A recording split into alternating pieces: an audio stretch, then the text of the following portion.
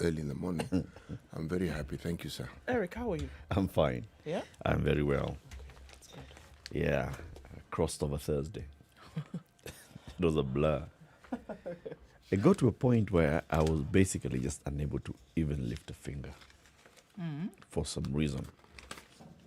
So I decided finger. Stay there. So I spoke to finger and I told it, finger, stay there.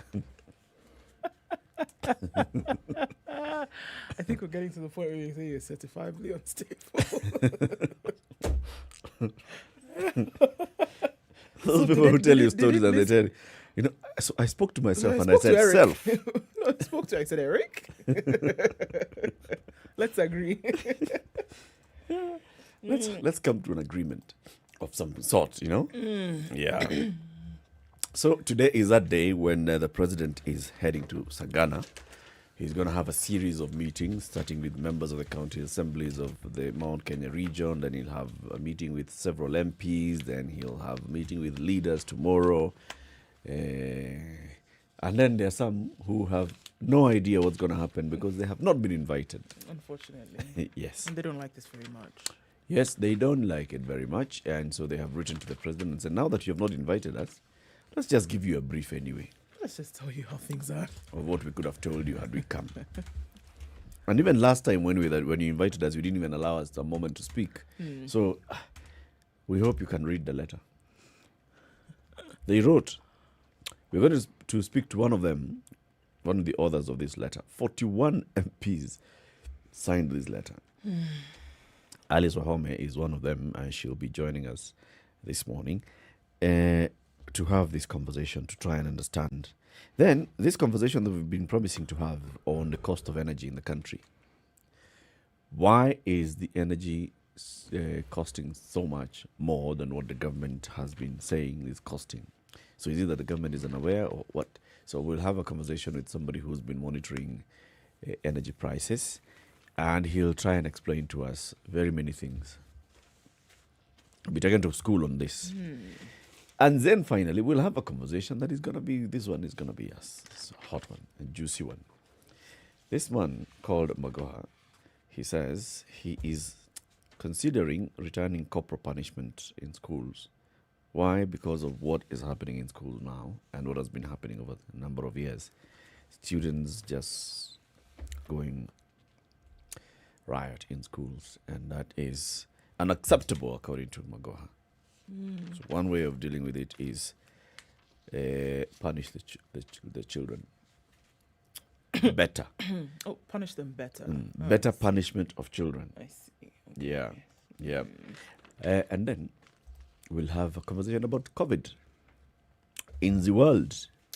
Where are we? Let's do that. Let's start in Kenya. We're now at 100,422 cases in the country, with 1,753 deaths. 83,757 people in Kenya have recovered from COVID-19. 99 new cases and 2 deaths having been found yesterday. And we are seeing that quite a number of tests are taking place, but specifically for those who want to do something and need COVID clearance. Now, people who want to travel, people who need a certificate for something else, that's where the bulk of the tests are happening.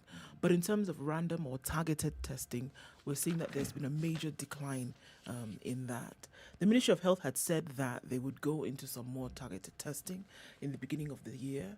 But some other challenges now. When we're talking about vaccines, they're probably looking at getting the vaccines before we talk about more testing, So the testing that we are seeing is for those who want to travel outside of the country or who need it to be able to fulfill certain things as per their job demands. That's what we're seeing.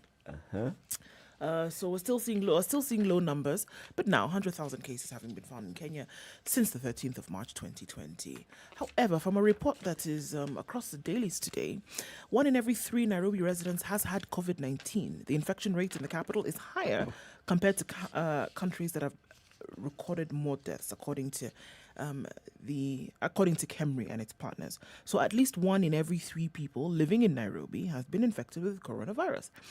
This is according to a new study, and the survey that analyzed antibodies shows that something which they call seroprevalence, that is the level of a pathogen in a population as measured in blood serum, for the virus in Nairobi stands at 35%. So you're seeing that everybody has had it or has come in contact with it.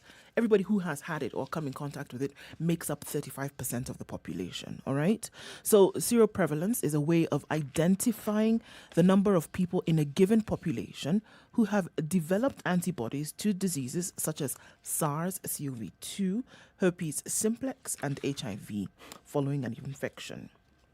So the number of infections in Nairobi, according to the research done by the Kenya Medical Research Institute, KEMRI, the University of Nairobi, and Washington State University, is the highest compared to what is documented in countries that have recorded highest deaths. So according to the lead researcher, Eric Osoro, after the report was released on Tuesday, the US and countries in Europe had reported one infection in every 20 or 25 people. Half of the households in Nairobi have had at least one person who had been infected. However, in most cases, the remaining people in the household have no evidence of past infection. So as you go through households, 50% of households have had somebody who has been infected with COVID, but the rest of the people in that household have not. So they're looking at persons aged between 20 and 49 were 2.5 times more likely to have been infected with COVID compared to children less than 10 years old. So children under 10 and persons over 60 had the lowest infection levels. And this is from studies done around the country. Okay. However, the sample that was taken was 1,164 from 17 sub-counties in the capital. And it was conducted last year in November. So if we're in Nairobi, 1 in 3, one of us is above 60. So their chances of having contracted are much reduced. So 1 in 3 means that it's between me and you. Yes. So the likelihood of one of us having you and I having it, contracted COVID yes, is high. Now it's 50-50. Okay. Right. So it's interesting that those are what we're looking at. Also, it just, since we're still talking about COVID now, pregnant women have been warned on the vaccine, and they've been warned against taking the Moderna COVID-19 vaccine. This is from the World Health Organization, and they've said that clinical trials on the possible effects of the vaccine on pregnant women are yet to be carried out. So because we don't know what the effects will be on pregnant women and the unborn fetus, it's probably best to stay away from it, which is normal, I guess, CT, right? Before you're able to find out this information, you don't want to do anything that might put yourself or the life of your unborn child at risk. And unless and until they find out that it is safe, even for pregnant women, you should probably stay away from it. They're not saying that if you get the vaccine, excuse me, something could happen. What they're saying is that they have not found out if something would. So until they do, they're asking pregnant women not to take this particular one. They could be at risk of adverse pregnancy outcomes such as preterm birth compared with uninfected pregnant women. All right, so that's some information coming from the World Health Organization. The world now, we are looking at having tipped the scales now, and we're looking at 102,034,768 deaths across the globe. 2.2 million, cases, and then 2.2 million deaths. The United States at 26 million, India still at 10. And still looking at the highest number, 50% of the COVID-19 cases on the globe are in the first 10 countries in the world, and that's between the USA, India, Brazil, Russia, the UK, France, Spain, Italy, Turkey, and Germany. Yesterday, here's a high number for you. Mexico recorded 18,670 cases of COVID. That's one of the highest numbers that they've recorded ever since they started to see infections. Huge numbers here. They've really not been able to get a hold on this. 17,000 the day before, 17,000 the day before that. And then guess what? The day before that, 8,000. They doubled the numbers of infections that they've been seeing in a day. And so it's, again, yes, they say cause for concern, cause for worry. Big issues. UK?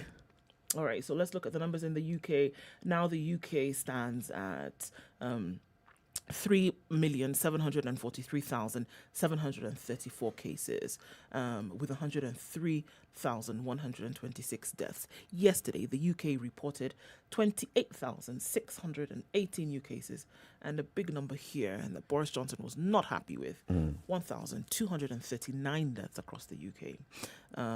So, I mean, they were very worried. And the day before, it was 1,700. And they were very worried when the deaths were at 600 per day. And they said, this is too much. We cannot deal with this. And now we're looking at a number that has doubled in terms of deaths. So now, if they couldn't deal with the previous one, what can they do with this one?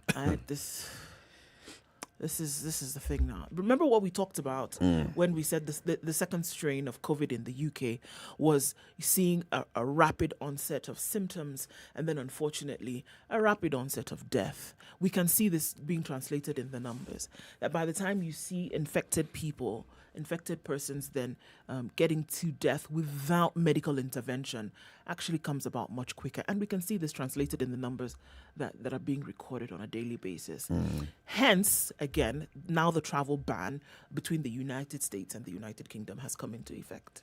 That's okay. Explain to me why the UK decided to put up a travel ban against Rwanda and Burundi. Yes, they did. Oh, come on. So, beginning today, anybody who has originated from Rwanda or Burundi will not be allowed to enter into the UK unless they are citizens of the UK.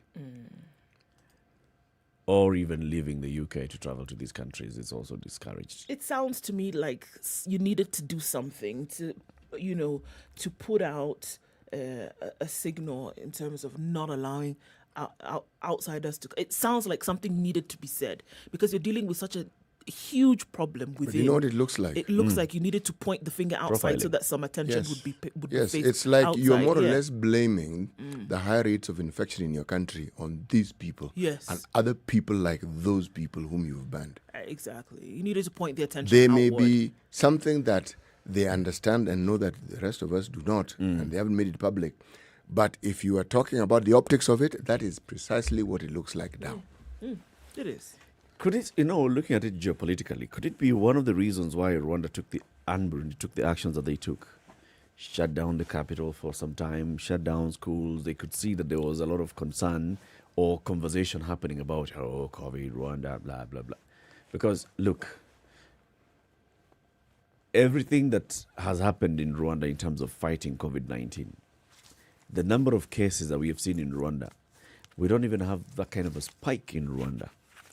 And now the government of the UK decides we are going to increase the list of countries that we are imposing a travel ban on, and Rwanda and Burundi are among them. Proximity to South Africa. Really?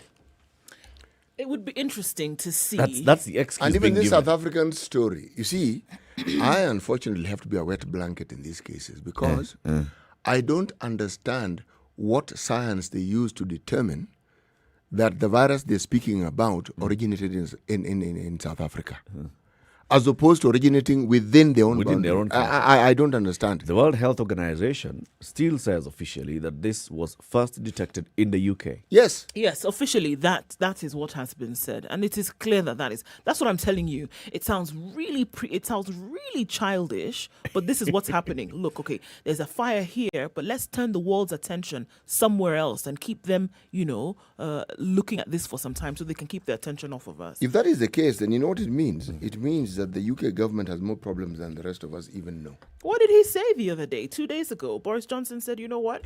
We've done everything that we can, everything that we were supposed to do, everything that we were required to do. That we is did. not true. So it's kind of like he's throwing his hands up at some point. But and that saying, is not okay, true. We'll try again. But that is It not isn't true.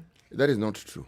You see, if you want an example of countries that did what they're supposed to do, Rwanda, China, Uganda, and then us to some degree, you lock it down. They didn't. No, they didn't. They didn't. And then came summer. What did they do? Let's go to the beach. They opened the floodgates. So then what did you expect? And you see, summer wasn't people in the UK going to places that have a beachfront in the UK. No. They went all around Europe intermingling. What did you expect? I think I fail to understand the reasoning. Maybe there is something else. There's something more than just this. There's something else bubbling under. Why pick on these two countries, what I'm specifically in saying. Africa, and say, okay, add these ones to the If list? there's something we don't know, we will get to hear From it. the come internal out. reports, But- it could be something else. But shouldn't you, as you're making this decision, give explanations Explain as to a why? bit better. Do you remember those travel advisories that we kept hearing? Travel advisory against Kenya. Yeah. But what I liked about those travel advisories, they're just an advisory. The citizens would ignore those advisories, and you'd find them coming to Kenya. Yeah, Yes, it's not a they'd travel say, ban. Yes, travel ban. Say, okay, we've heard, but we're still going. In the case of Kenya, though, we have heard the UK Foreign Secretary and the UK Defence Secretary coming to Kenya in the last 15 days or so. Both have been here. The number of military officers who come to train in Laikipia, a number of them have already arrived. So travel between these two countries is still happening. It is. However, it's a big concern when you see them saying that a country in your neighborhood, people who are originating from that country in your neighborhood are being banned. You know, because it's something that you should also consider if there's something happening in Rwanda, because travel between Kenya and Rwanda happens on a daily basis. It's Is there actually- something that then we should know? But Is that also, something we should that know? travel, it happens, yes, but two things happen. Before you travel out of Rwanda, you have to be certified that you're COVID-free. Yes. When you land here, you will be tested again. Yes. When you go back, You're you'll be tested. tested. So it isn't as though you can just travel willy-nilly as you see fit. No, no, no. True. The precaution is there. Now, these ones are doing that despite the precaution. Because that precaution, even in the UK, to travel to the UK, you must have the COVID negative certificate that is recent. So why pick on this one? We will, in due course, It'll I'm come sure, out. get to understand. Tutaelewa. Tutaelewa. Let's take a break at 19 minutes after 6. This is Kenya's biggest conversation, The Situation Room. We are broadcasting on Spice FM and live streaming on Spice FM KE, YouTube, Facebook, Twitter, Instagram. We are everywhere. www.spicefm.co.ke. Say hello to us. We will be saying hello to you after we take a look at the weather. Good morning.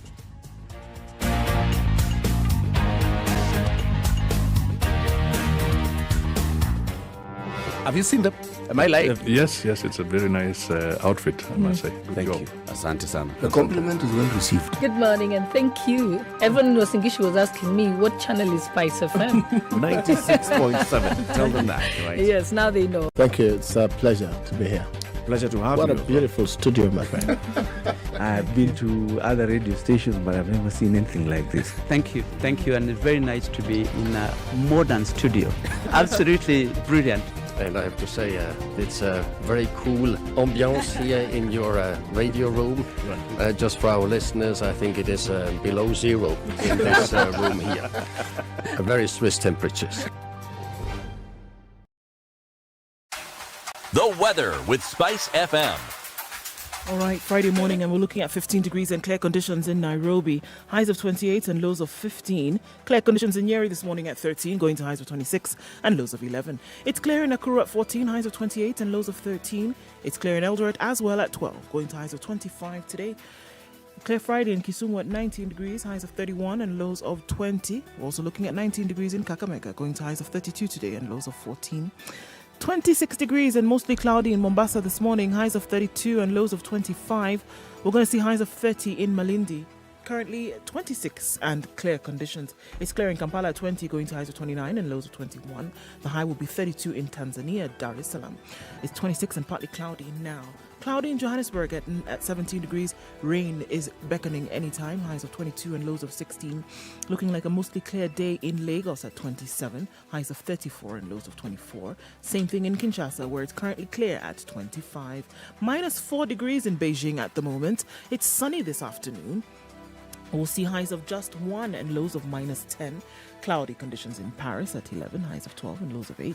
It's 11 in London, 11 degrees and mostly cloudy today, a high of 11 and a low of just 11.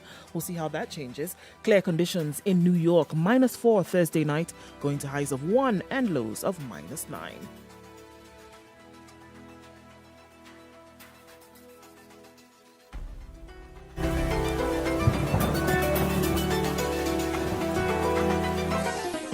Chilled Spice.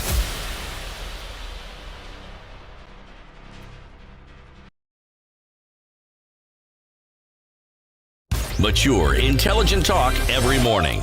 Spice up yourself.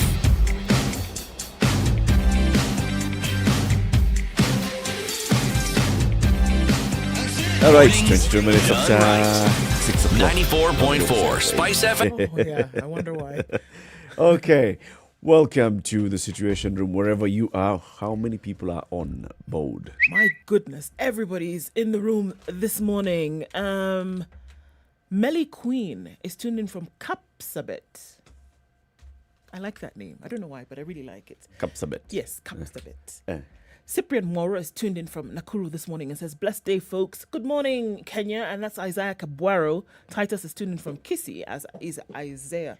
Tuned in from Minneapolis this morning. Robin Bogos tuned in from Mombasa. Always tuned in, lovely people. Great to have you here.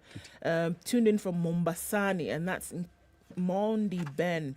Good morning, Situation Room. He's tuned in from Dubai. And this is Vimo. Dubai. Yes. Okay. Morning, tuning from Juja. COVID is a business, he says. Look at Tanzania, they are moving on. That's Moses Gashari. Good morning. Tuning in from Lamu. Hey, I like Lamu. Ariwam Leonard is tuned in. Harold Ayodo. Those Nairobi statistics, I know, that's one. So 1 in 3 of you in the situation who actually suffered COVID? Speak now. Yeah. Theoretically, that's how. According to the study. There's likelihood that has happened. It is. Isaiah Ombura is tuned in from Mombasa, and Babu Wamjini is tuned in from Komarok. Alex is tuned in from Nyeri. Waterman Jeffrey tuned in from Minneapolis. And Dagio Guta says, good morning, Situation Room. Ndu, Eric, and Dr. Muga. I'm already tuned in for the biggest conversation from Nyabola Nyakach. And from Uganda, it's Bax who's tuned in. Nyamira, county number 46. Did you know that, Eric? The CT. That? That Nyamira is county number 46. The one just before Nairobi. As opposed to as opposed to being county what? 33. Which we know is Bomet. Well, hey, all right. Okay. That is where Osoro Obwani is tuned in from. And Edwin Washira says, today on the 75th day of January, he's got a proverb for you, CT. He says, if you freak at the sight of soil, leave farming to the... Okay, hold on. If you freak at the sight of the soil, leave farming to the farmers. Buy food from the market. Point. Okay. Sir Haron Wafula is at the Kisumu airport this morning. And he says, let the conversation continue. Sir Haron, where are you going? Anyway. Maybe he works there. Nairobi. Maybe he works there. Well, there's another one. Oh, he's just passing by. Yeah. Good morning, everybody. He's by the Kisumu airport. Right. Okay, CT. Yes. Today's proverb. Yes. Now, this one is an interesting one. The monkey, this is a week for wildlife. Apparently. The monkey that tries to see the hunter clearly collects bullets in his eyes. Told you it was an interesting one. The monkey that tries to see the hunter clearly collects bullets in his eyes. Okay. That's a very straightforward one. A very interesting one as well. Okay. So let's take a look at the headlines in the papers. You want to start? Where do you want to start? Well, we've already done the COVID one. We did that shocker. So, on the front page, let's start from The Nation today. And the virus tips Kenya into a recession. Negative growth. Data released by the National Statistics Agency yesterday shows that the economy contracted by 1.1% in the 3 months from July to September last year, making it the second consecutive quarter of shrinkage as a result of the adverse effects of the COVID-19 pandemic. Okay, so now we're looking at these on page 8, and it says, before we go there, year 2008 was the year the economy last declined following post-election chaos after the latest slip in the second quarter of 2020. So the last time this happened was some 12-13 years ago, and there was a reason for that. This time, the reason is COVID-19. So what are some of the numbers that we are looking at? fresh economic data released says that the country has a long way to go before it can start firing at pre-COVID-19 levels, even as the slowing rate of infections offers hope for a quick recovery of this year. The KNBS data shows that the economy contracted by 1.1% between July and September last year, making it the second consecutive quarter of gross domestic product shrinkage. An economy is said to be in recession when its GDP growth rate is negative for 2 or more consecutive quarters, and that has seemed to have happened. The GDP recorded a negative growth of 5.7% in the second quarter between April and June 2020, as the COVID-19 induced shutdowns wreaked havoc on small businesses, forcing closures and massive job layoffs. So before the decline in quarter 2 of 2020, the economy last contracted in the third quarter of 2008, and this was attributed to post-election violence. We have now entered 2021, according to the CBK Governor Patrick Njoroge, with minimum buffers by private sector actors. Households and even government have eroded part of the shielding in 2020. This makes building back tougher and more risky, as we have to be more efficient in the use of resources. Loud and clear, Patrick Njoroge, I think you can say this a little bit louder. The economy had expanded at a rate of 5.8% in the comparative third quarter of 2019, illustrating a steep drop caused by the deadly virus. So negative economic growth recorded was minus 5.7%. 1.6 trillion shillings is the value of loans that banks have restructured, equivalent to 54.2% of the total loan book. They've had to restructure because of people's inability to pay back at the time that they needed to. Some serious cash. That's a lot of money. That's being restructured by just the financial institutions. And this is to the regulated ones. Yeah. The unregulated ones also may have restructured. Sasa hauna pesa? Utanilipa lini? Sawa. Tangoja. Sasa nifanye nini? You know?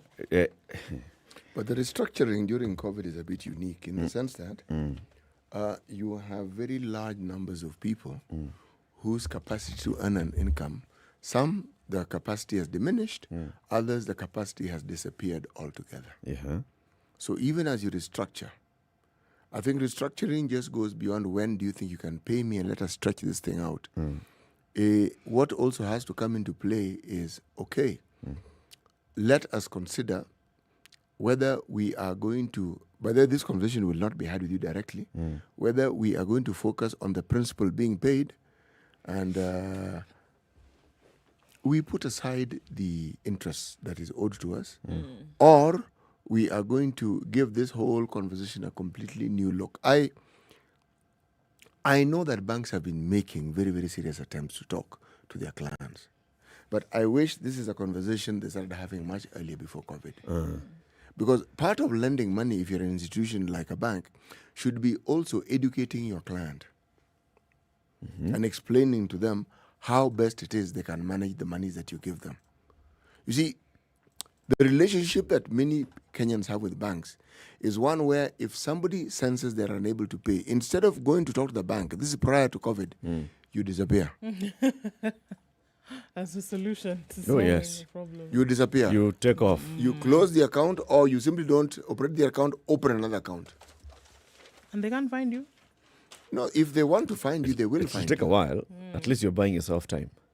That's the thing. That's the thing? Yeah. Okay. Dr. Njoroge, however, that you quoted, is questioning some of these statistics coming from KNBS. For example, he says the statistics on manufacturing are showing there's some inconsistency with government economic indicators. This is what KNBS says. The manufacturing sector contracted by 3.2% in the third quarter of last year, compared to a 3.9% growth in a similar period in 2019. And they say that this contraction was shown in the various food subsectors, such as manufacture of meat and meat products, liquid milk, wheat flour, beverages, and grain mill products. But Dr. Njoroge says several indicators, such as credit to the manufacturing sector, power consumption, sales turnovers, and imports of intermediate goods used in production all remained strong. And he's raising questions on the reporting. So he says, you guys are saying that this sector has contracted, but everything else is showing that this sector was remaining strong. But also there is the ground. What does the ground say? Yeah. Have various manufacturers shut down? Mm-hmm. Yes, they have. They have. They reduced their workforce. Something has happened in the sector. Anyway, wajua tatuambia basi. Sisi hatujui, sisi tutangoja kuambiwa sisi. Sisi tutangoja kuambiwa. Wakituambia tukubali sasa. 28 minutes to 7. Let's take a look at traffic and what's happening on the roads, and then we look at more headlines in the papers. Good morning. Spice FM. Hey, it's getting hot in here. The media has greatly contributed to the moral rot that we experience in this country. I remember a senior politician telling me, point blank, nobody steals in the field, it's stolen in the granary. So my friend, if you're going to win an election, jipange kwa granary. I think we are suffering from Stockholm syndrome. Our violator and abuser is also our redeemer in our mind. The whole political class, the whole political institution is rotten. It is based on ideals that cannot progress our country forward. This is the Situation Room, the only way to start your day. This morning in Muthaiga, things are slow as we try to get onto Thika Road this morning. It's moving very slowly. Survey towards Muthaiga on the highway, it's slow. Getting into the CBD, also coming from Thika Road. As you get to the Pangani underpass, also that's going to take you some time. Mombasa Road, as usual, right around now, it's building up slowly. It is going into Friday and it is at the end of the month, so things are already looking pretty busy as we get on the roads this morning. One thing though, be careful. Eastern Southern looking good, as well as the Red Hill bypass coming out of Westlands. That's an option to use in case things go a little bit crazy, right? Okay, so we'll see what it does as it opens up in about half an hour or so. Anything hops out at you, let us know. Spice FMKE, that's how you can get in touch with us on Twitter.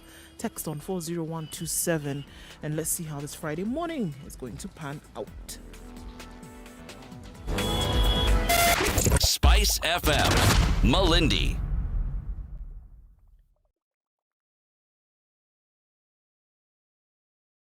Mature, intelligent talk every morning. Spice up yourself.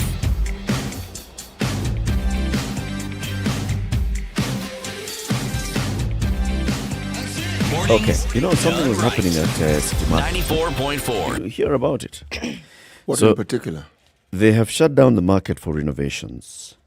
And as they were working on it, they discovered what looked like crosses on the ground. Crosses? Yep, cross. Musalaba. Yakanesa, Musalaba. On the ground. In the years of people trading at this market, they never imagined that the cross existed in the premises. There was speculation that the market could have been a cemetery or a church. The construction workers contacted the NMS and they were contracted by the NMS. They were replacing the chipped flooring in the washing bays where traders clean meat when they stumbled upon the two large concrete crosses in each courtyard. Now, fresh concrete covers the crosses and red tape surrounds the two zones, preventing people from coming close. People are like, hey, don't step on the cross, NMS says we've taken photos and measurements. We have advised the NMS to cover them up because digging up the structure and researching them is heavy work. This is according to the National Museums of Kenya, which had been called in to come and check what's happening. But now the story says they have covered the crosses because the National Museum denies they have any record that this could have been a cemetery at any point. Yep. A county employee working at the market says, these crosses have been here. Personally, I don't think it was anything major. I'm just wondering why it's arousing so much interest. If it was a cemetery, and given that we are actually a very superstitious lot of individuals, then the concept and the very idea of curses and mishaps will follow. Do not underestimate our capacity to be superstitious. Don't. Even those people, even if they find that it was not a cemetery, then people will refuse to come back there and work. What? All this time we've been working samaki juu ya msalaba. Imagine. No. The msalaba bit is ominous enough. Kaburi. Bas. No. Then someone starts saying, spatting a small, Before they moved up there, the Freemasons used to be somewhere in town. That's it. Done. Then someone will come with a cure. Yes. No, somebody will come and also start talking about, that's why I was never been able to sell my wares. Because I was right in the middle. Right there. I would wonder. Some days I sell well, other days. And I see my neighbor selling very well. Now I was on top of the cross. Wakati jua imewaka, unajua sasa ndio huko chini sasa hao wanasikia joto. I can't sell. Where on earth do you get this? I can't sell. Like you said, our capacity to be superstitious. Don't underestimate it. Don't. Your headlines, City. Treasury pushes for return of counties' revenue incentives. Apparently, one of the things that we had for the longest time, at least it was proposed by the Commission on Revenue Allocation, was that there should be a certain parameter that was set in terms of a percentage that would be given to counties who had done very well in raising their own sources of revenue. But when this thing went to Parliament, they removed it and pushed it elsewhere. Now, the Central Bank of Kenya, Treasury, Central Bank, why did I think of Central Bank? Is saying, no, we need to bring this thing back. Because when we talk about the idea of running counties, the revenue that emanates from their own sources within the county has to play an important role. And the only way you get people to actually maximize on this collection is by giving them incentives. Yes, now, I have news for the Treasury. Yes. Okay. It isn't that they do not collect money. They do. What we are referring to, in my mind, is money that is recorded in the books. Yes. But I think the thing is about streamlining and that the actual collection, so that what is recorded as having been received reflects what is actually collected. Yes. Because that is something. So on source revenue, you'll find that they are collecting X and reporting X minus Y. Minus Y. Minus Y and W. By the way, I need to correct myself. Okay. County 33. No, really? Like we didn't know you didn't know, CT. Yeah. But I wasn't far off. Sure. It's actually Narok. Oh, okay. Bomet is county 36. Okay. Kajiado is 34. And Kericho is 35. They are neighboring. Okay, sure. Well, You could have confused. You. Oh, no. You were just standing at the border. No. Actually, in my mind, it was 33. Okay. But thank you very much for that valiant effort to try and sanitize my mistake. I honestly thought it's 33. Don't mind him. It's because he would have done the same. Him would have been at 20. Speaking of people who are correcting themselves and others, Kangata was right. Kangata was right on BBI, says Murathe.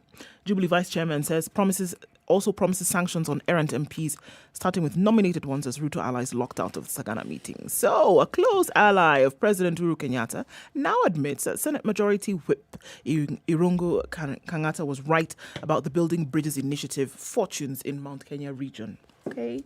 In a surprise move, Jubilee Vice Chairman David Murathe said although he disagreed with Kangata's mode of delivering his message, what he said regarding the situation on the ground was the truth.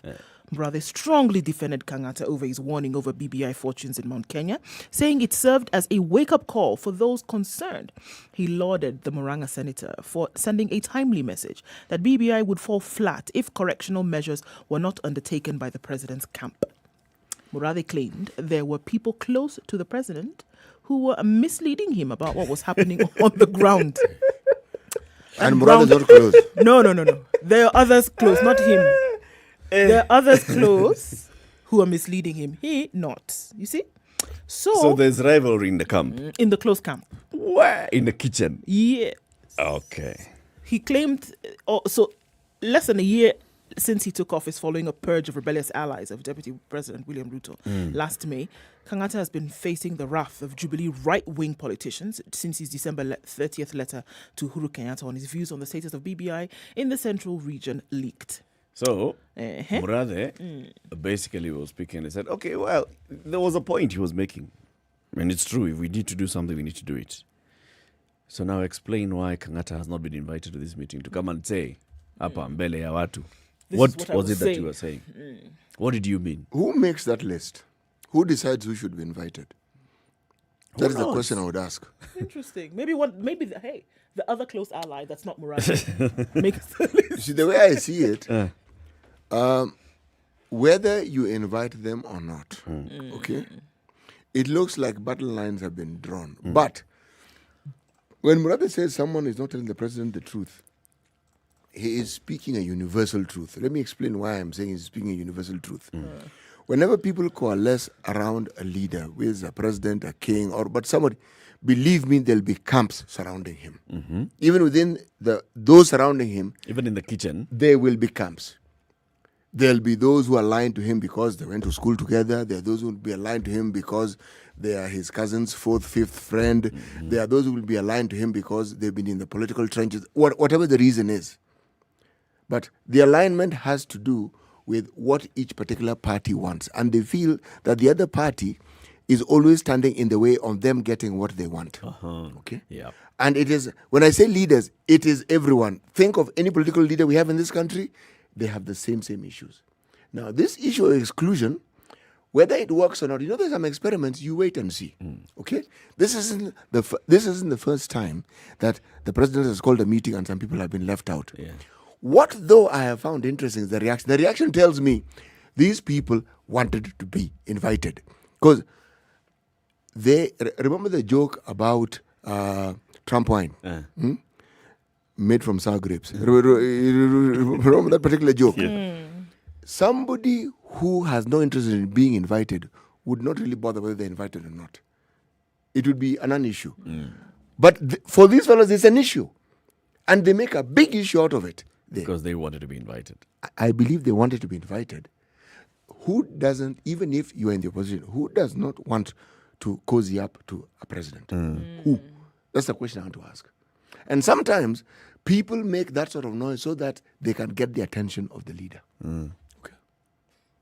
But also those who called for the meeting figure the things we want to discuss that we don't want everybody else to be hearing. Yeah. Yes. So since you've shown us exactly where you stand, then... So if we were to take it that Kangata has fallen out of favor, we can therefore assume that particular position he has in the Senate is standing on shaky ground. At best, iffy. It's on shaky ground. But what did he do or say which was wrong? Saying it. By saying it is what was wrong. Whether it's true or not, that's a totally different story. You see, you don't design to send a message to me by telling everybody that you're coming to tell me this. Okay? Surely. You should have come, sat me down, we have tea, you tell me, Mzee, this is what's happening. Actually, there's a possibility of it being shared. Really, the president has no issue. But the president has an issue because he said it in Yes, he did. The funeral. And although Kangata said that he did not mean, in retrospect, he said he should actually not have copied it to all those people, but come on. There's a reason why it was copied to all those people. Let me tell you, if that letter hadn't been written and the message hadn't been dispersed, as it had, Sagana 3 would not be happening. It wouldn't be happening. Desperate. The president owes Kangata a debt of gratitude. Kangata has helped him. Has shown him what's yes, the thing but on the that sort ground. of help usually the reward you get for it is in gratitude. So Kangata should also understand. He should be okay with it. He should be okay with it because what he did was genuinely useful. All right. Invaluable almost, yes. I think. 7:15, another short break.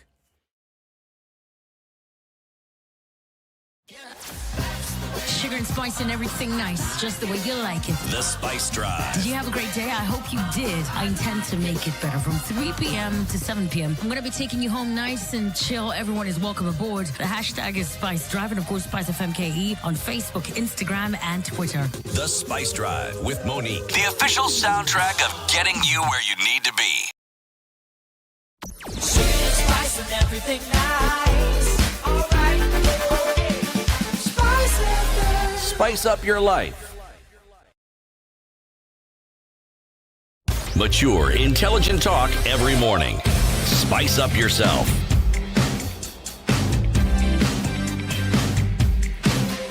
Okay, it's 14 Mornings done right. Raila Odinga was meeting with religious leaders yesterday at Ufungamano. Okay? a couple of religions. Ufungamano with an O or an A? Or a U? Ufungamano. Okay, not ofungamano. Not ofungamani. I was wondering. It may have come out that way. Ofungama. Anyway, so they met there, and he was telling them, look, there are people who've been going around painting a picture as if Raila is anti-church or Raila is anti-Christianity. He says, so many times I'm left speechless when holier-than-thou members of our country say Raila Odinga does not believe in God. It's like, where has that come from? I do believe in God. When I criticize, things that are happening in church, I'm not criticizing it, He was basically tempering down what he has been saying earlier. The issue of church and donations and money in church. Remember, he said, corrupt money finds its way through church. It's sanitized sort of by, the preachers even giving these people a podium to come and speak. And the church is accepting this money so openly and blatantly. Now he says, no. I agree that churches need to be empowered to deal with their people spiritually. We'll be the last people to try and stop the church from getting some funding. That is very unfounded allegation against us. We want the church to be even more empowered. So he's supporting churches receiving donations. What he's saying is that there's nothing wrong with going to church and contributing. What we're talking about is using the church as a platform for political campaigns, disguised as being a friend of the church, then being praised as God-fearing people. But what normally happens is that when these donations are being made by politicians at church, it is on a political platform. Yep. Have you seen that anybody in the political arena comes and makes a donation just like that quietly, doesn't speak about it? There will be some. I mean, we heard from the provost the other day that there are those who contribute quietly, silently. They're the biggest. But then those who come and make noise about it, they're not doing it just because they want to make a donation. They're doing it in that manner because they want to be recognized, and they're looking for some kind of expediency when that's done. I mean, it's clear. So he's saying don't give them a platform. But something that he says that may be a bit controversial is take the money, just don't give them a platform. So there's no quid pro quo. It's just come bring. Take the money, but just don't give them. This, if you look at it from that point, the bigger argument here being that ill-gotten money is being donated to the church. As a way of kind of sanitizing it? Yes. Okay. Now, if you take that ill-gotten money and you just don't give this person the platform to speak there, then it's okay. It's okay. I don't think so. Actually, let's talk about this ill-gotten money. Right. All right? From politicians. Where do they get it from exactly? Stolen from us. State coffers. So whose money is it?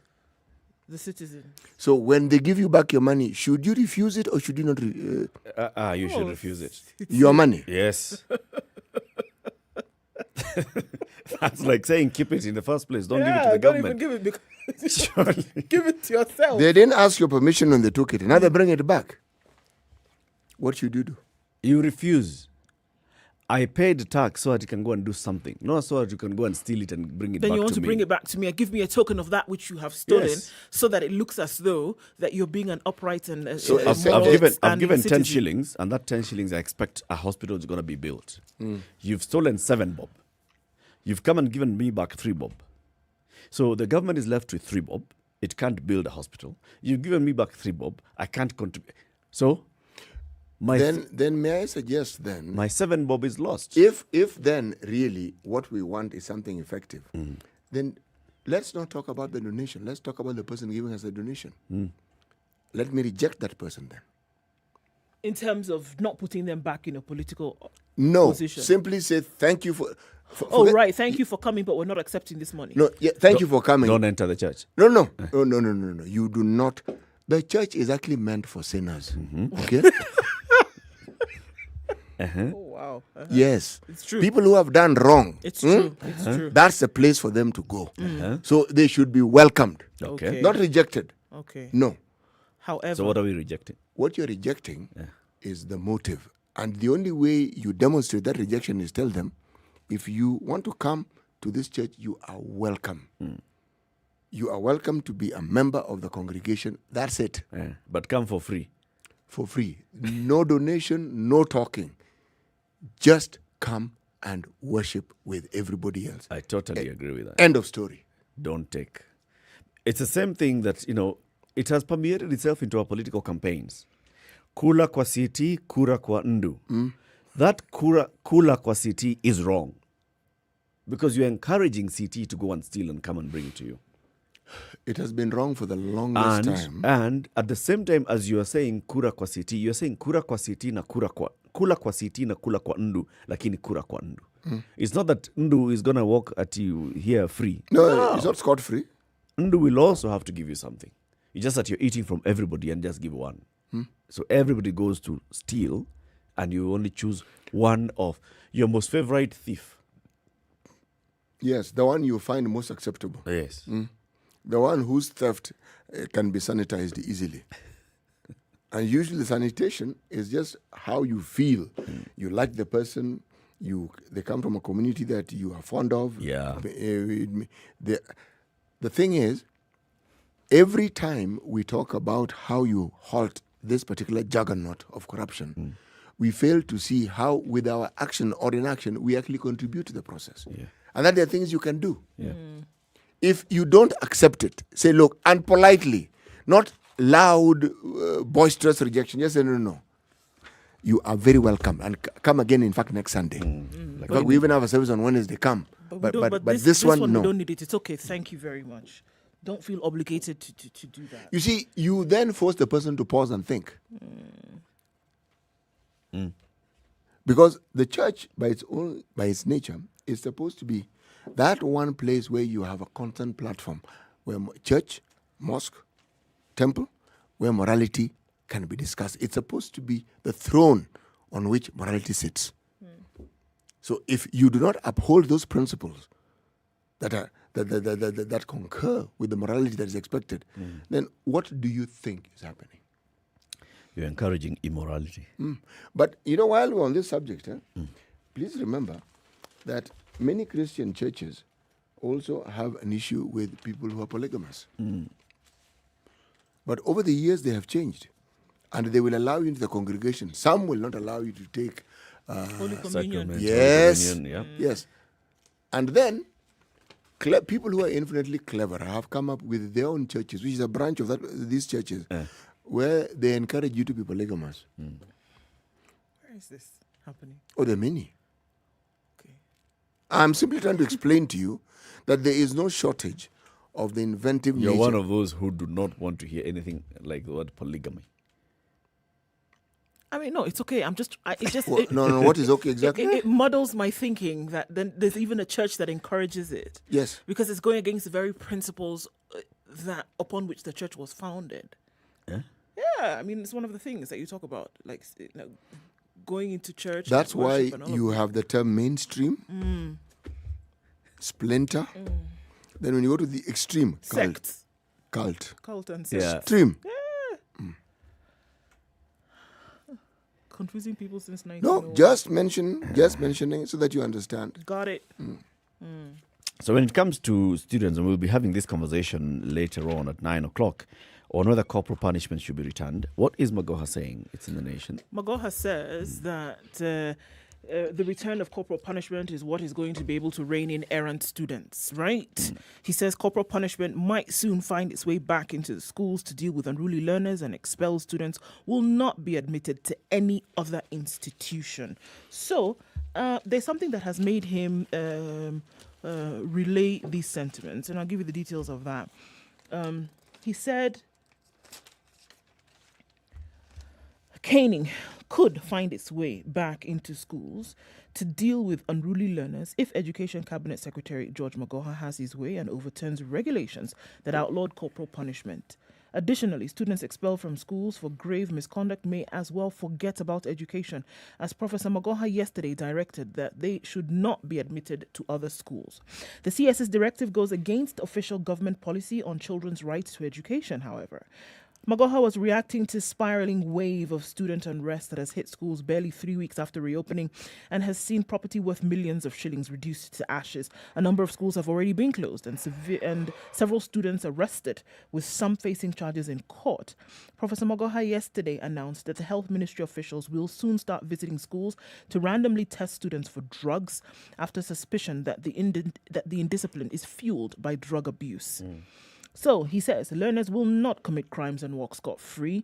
We must curb the situation before it worsens. If learners burn a building or do something wrong, they must be caned. They must be dealt with. He said they must be caned. Caned. Hence, need to give them teachers power to punish them. Okay. We'll have that conversation at 9. Yeah. Kupet, on the other hand, says, we are having a problem here because the government has failed to do a job that it should have done. In 1994, the government appointed a task force that studied student strikes and arson in schools. In 2001, the government appointed the second task force on student discipline and unrest in schools, whose verdict mirrored findings of the first report. In 2016, the government once again appointed the Claire Omolo task force, which detailed recommendations of the last two teams. So, we have had 3 task forces that have been appointed to look into student unrest in schools. According to Kupet, this task forces, every new task force you come up with, it looks at what the other task force had said and decided we agree with what those other guys had told you, and in fact we want to add this and the other. The government, what does it do? It initiates another task force. It comes up with another task force. So now in 2021, we are definitely going to have another task force. You cannot say the government has not done anything. They've set up 3 task forces. Yes. 201, 2016, now it's 2021. Time for another one, maybe. We have had this discussion, but anecdotally, of course. But let's go into the details later, shall we? We shall look into this later in greater detail on what's happening. In the next hour, we are going to be having a conversation about the Sagana 3 meeting. This is a meeting where the president has invited leaders from Mount Kenya region. These are, MCAs, members of the National Assembly, the Senate, women rep, and other opinion leaders, which will now include community leaders, religious leaders, to come and have a conversation about what's ailing the mountain. Is the mountain slipping away from the president? Or what's happening? Is there a mounting rebellion? Because 41 MPs have not been invited to this meeting, and they have written a letter, an open letter to the president, in which they detail a number of things that they think should be happening. We'll be speaking with one of them shortly. Alice Wahome, the MP for Kandara, she'll be telling us why they have written to the president, what the issue is, and what they hope can be achieved to, bring them back to the fold, so to speak. Why they have fallen out of favor with the big man. The big man. Yeah. And what they think should be done by either them or the big man. Remember there was an article heading this week facing Mount Kenya. I think the article the heading should have been facing a mobile Mount Kenya. Bas, Mount Kenya moveth. Yes. 7 o'clock. Good morning.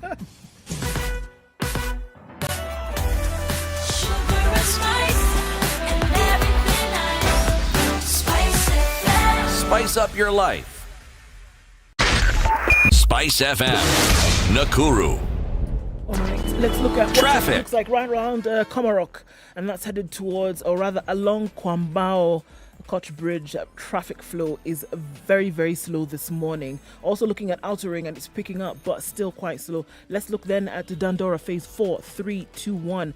Traffic at the 36 is flowing. It's slow, but it's flowing. It's not at a bumper-to-bumper situation just yet. Let's look at Kangunda Road. It's also slowing down quite some.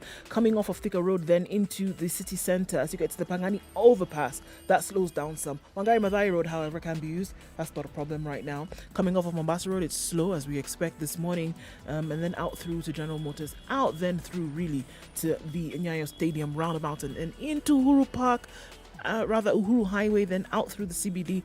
That is slow this morning. This one, you're just going to have to go with it as it goes, all right?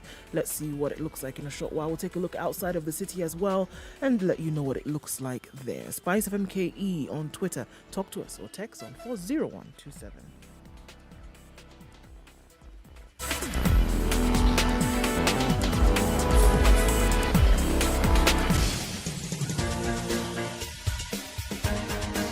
This is The Situation Room, the home of hard-hitting political commentary and penetrating insights about the state of the nation. This is a talk radio experience like no other. The Situation Room, a place for hard truths, debates, and elevated conversations. The Situation Room, witty, political, engaging, deep, controversial. In the room, we have C.T. Muga, researcher, academic, seasoned political observer, a fountain of wisdom in these politically uncertain times. Ndu Oko, Nigerian by birth, Kenyan by choice, communications expert, Pan-Africanist, a truth seeker and believer in people power, and Eric Latif, agent provocateur, the man in the chair, seasoned journalist, news hound, a man who believes in punching up, not down.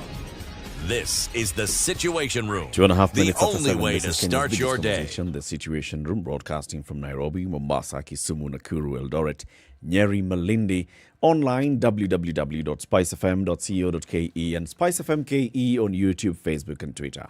For 2 hours, we're going to be live on KTN Home as well. So we want to welcome our audience on KTN Home. Karibuni sana katika mpango wa leo. Siti Muga, let's begin with the day's proverb. The monkey that tries to see the hunter clearly collects bullets in its eyes. So you should just see it partially.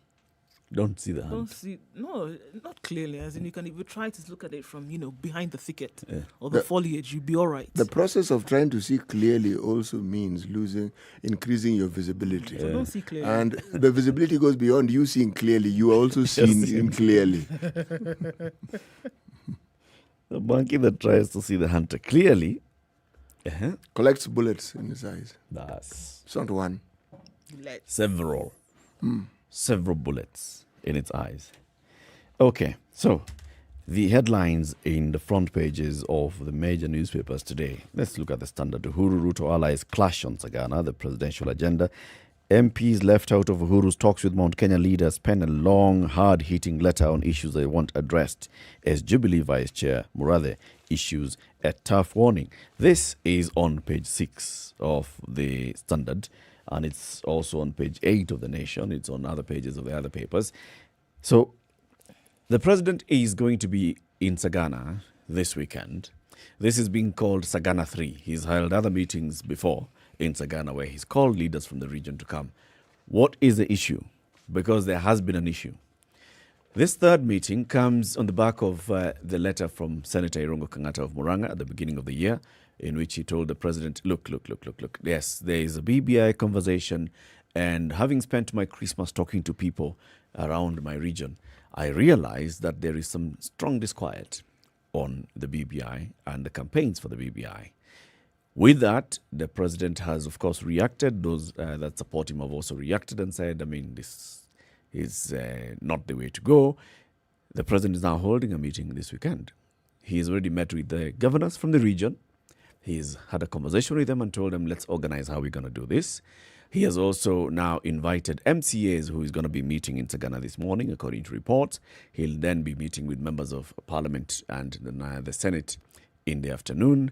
Tomorrow he'll have a bigger meeting with leaders from the region. This meeting, however, will not include certain leaders who have, exposed and expressed themselves in certain ways.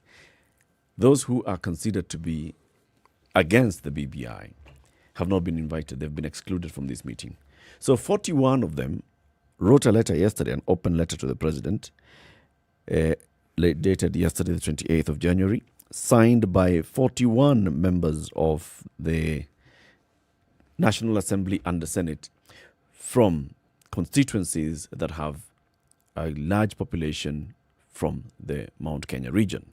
So we have Embakasi West, we have Kikuyu, we have Embakasi East, we have Dagoretti South, and then we go into the central counties, several MPs from Kiambu, several from Nyeri, several from Murang'a. We go into Laikipia, we have got some MPs there. We go into Tigania, Igembe, into Embu, into Meru. 41 in total, including Irungu Kang'ata the senator for Murang'a, who has signed this letter as number 41. There was, of course, a letter that was going around on social media claiming to have been authored by Irongo Kangata, saying that he's not the one who's authored it. But Irongo himself went onto Twitter and said, no, I have not been invited to this meeting, and so I'm part of the conversation that has happened here. One of the other MPs who has written this is, who has signed into this, is Alice Wahome, who is the MP for Kandara. Basically, content of the letter, it is 13 pages on this compressed format. And then it has several headlines. One of the first headlines is, so there's an intro. As leaders of the Mount Kenya region, we appreciate you convening Sagana 3. At the onset, we call your attention to the fact which you must be aware of, that this meeting takes place at a time of serious disquiet in the minds and hearts of the residents of Mount Kenya region. We also know that you are cognizant of the fact that the outcomes of previous engagements with regional leadership have not led to productive follow-up and implementation. As a result, serious problems facing our people remain unresolved despite the investment of time and effort into deliberations. So they go into various. For Sagana 3 to serve its purpose, it is our duty as leaders of the region, on behalf of the people, to acquaint Your Excellency with the issues with clarity and honesty. And then they go into, number one, the development agenda in the region. They talk about the economic ruin. And economic ruin is where they're talking about business fortunes for people in the area, agriculture, and all being affected. They talk about guaranteed minimum returns. This is where members of parliament have been pushing for a fund to be set up, a guaranteed minimum returns fund, that says if you're a farmer and you're growing this kind of crop, you shall be guaranteed at least this kind of minimum return. They talk about politics of deceit and betrayal. Here, they say that our people are deeply concerned about your administration's unprecedented derogation of the Constitution and the rule of law. These has set the pace for current and future administrations to treat the law as an unnecessary nuisance. Consequently, the people's rights and freedoms would be trampled upon. They go further to talk about Raila Odinga as a subtopic. They say, Your Excellency, for 8 years between 2011 and 2018, you consistently and persistently cautioned us that Raila Odinga was Kenya's foremost problem and pleaded with us to send him home for the country to move forward. You are only emphasizing what our people already knew, taking into account his history in the use of violence and ethnic divisions as a means to achieve political power. As a result, he is an existential threat to the economy and national unity. We must be direct and truthful with you, Mr. President. We cannot sell Raila Odinga in our region, or indeed any other imposed presidential candidate. You blame the leaders and the people of the Mount Kenya region for being reluctant to accept the handshake and the BBI. It's not their fault. The successful effort you have made to persuade the people and render Raila unacceptable in Mount Kenya cannot be undone in your lifetime. Other issues, political persecution of leaders. They say now they are being persecuted. The threat of violence in the country, political assassinations. They talk about that funeral in Mululu where the president was speaking to insinuate that Kikuyu should not aspire for the presidency because they've had 3 presidents so far is wrong. All and all and all. Many things that these members of parliament have put in this one letter. And they say, Mr. President, we are coming to you as truthfully and as honestly as we can imagine. Let's bring in Alice Wahome, shall we? Yes. And hear the reasoning behind all of these letters and what they've written. Mheshimiwa Alice Wahome, good morning. Good morning, Eric. A long time. Happy New Year. Happy New Year. Good morning and good to see you. Yeah. So, Mheshimiwa, this letter... I hope you can hear me well. We can hear you and we can also see you, and we're grateful. Okay. All right. This letter. Yes. How long did it take to author this letter? We also have quite a good number. You can see we have 41. Yeah. We did the draft and then we edited and we approved. About 2 hours. So you stick by every letter and every word in this particular letter? I think you can take that the letter has various points maybe one or two words which possibly, depending on who is reading, may not be acceptable. But yes, it's our letter. I did sign the letter, I think, if you want to know. I think let me just jump right in, because... And I was aware of the contents. I read the contents before, and I stand with the contents. Okay. You've clearly outlined, if one reads the letter, it's actually well crafted, because you've outlined the issues that you feel face the people of Mount Kenya. And as leaders, I think it is not only your rightful duty, but it is appropriate that you should point these things out. But in the process of talking about the problems of Mount Kenya, you've introduced an individual known to this country, one Raila Odinga. And you have introduced the mantra that you say in your letter, the president preached to you for the longest time, and painted him as just about the most destructive element anybody can ever come across in this country. Mm-hmm.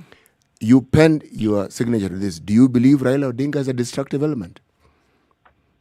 Okay, Eric, I know, this isn't Eric. This is C.T. Muga asking the question. Oh, this Muga. Oh, hi, Muga. Hi. Hello, Mweshimiwa. How are you today? How are you? I'm good.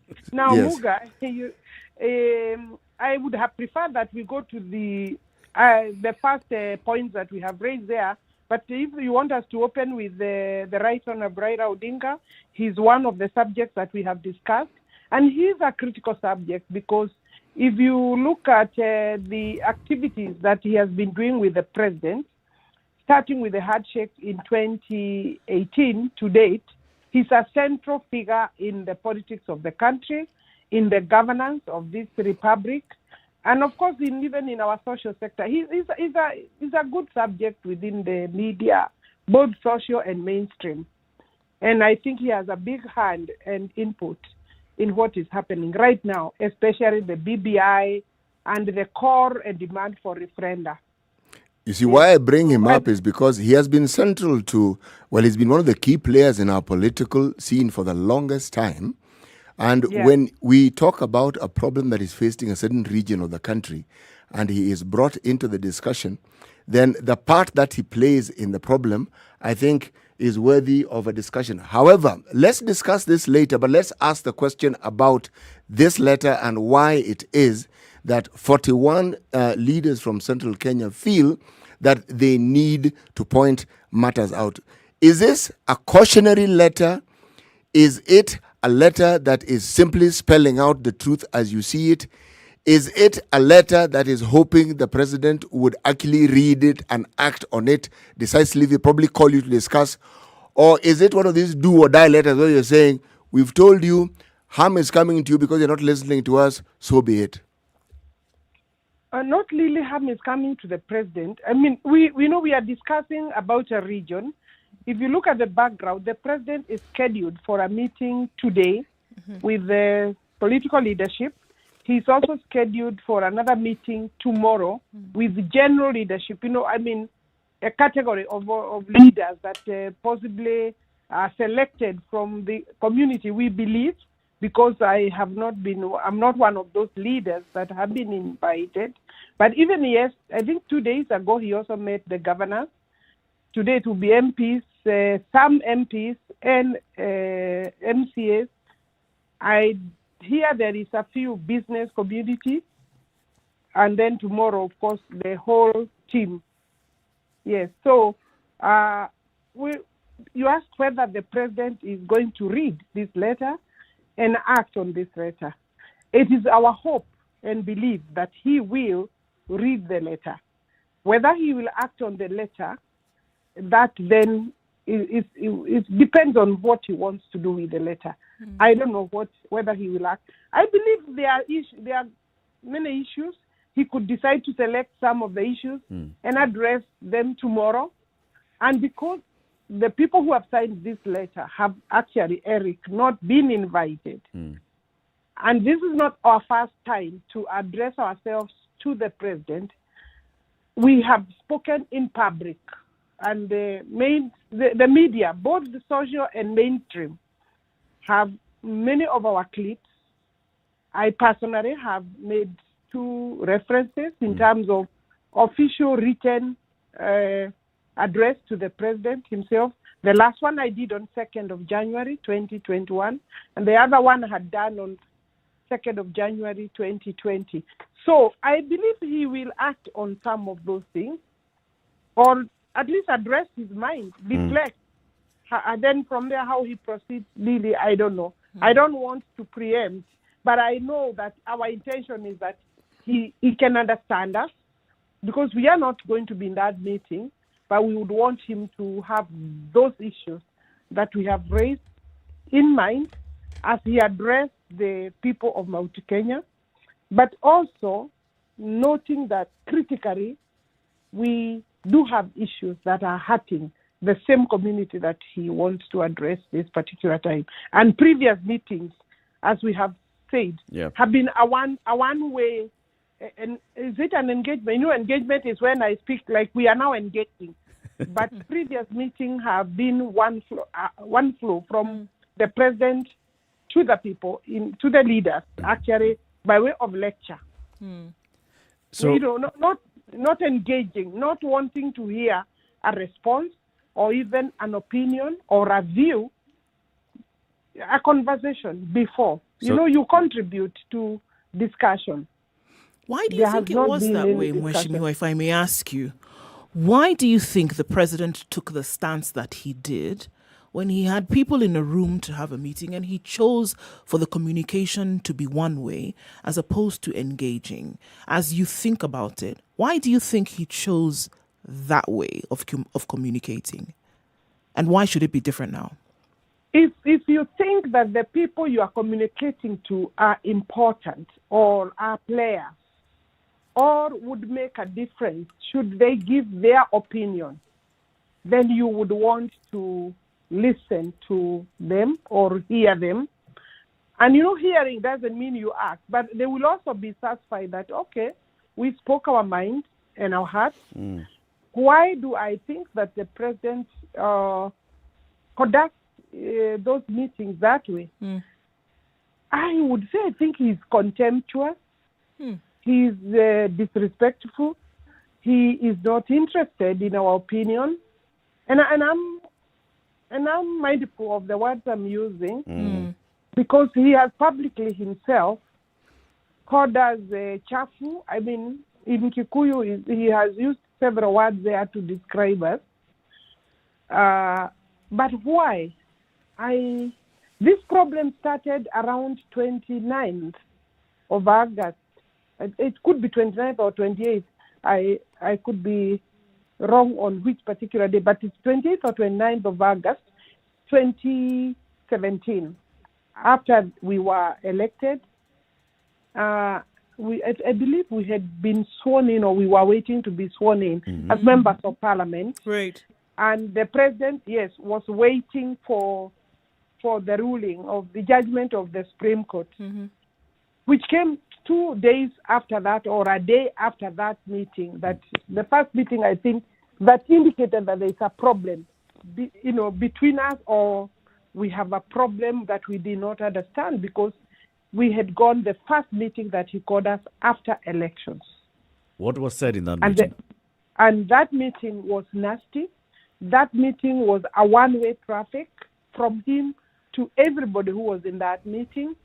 He was we were addressed, he was invited to speak by the Secretary General Jubilee, Mr. Tuju, Rafa Tuju, and the person who had stood up to kind of invite, maybe not invite, plus also welcome the president to the meeting and welcome the members of parliament, the whole Jubilee fraternity, over 200 members of parliament.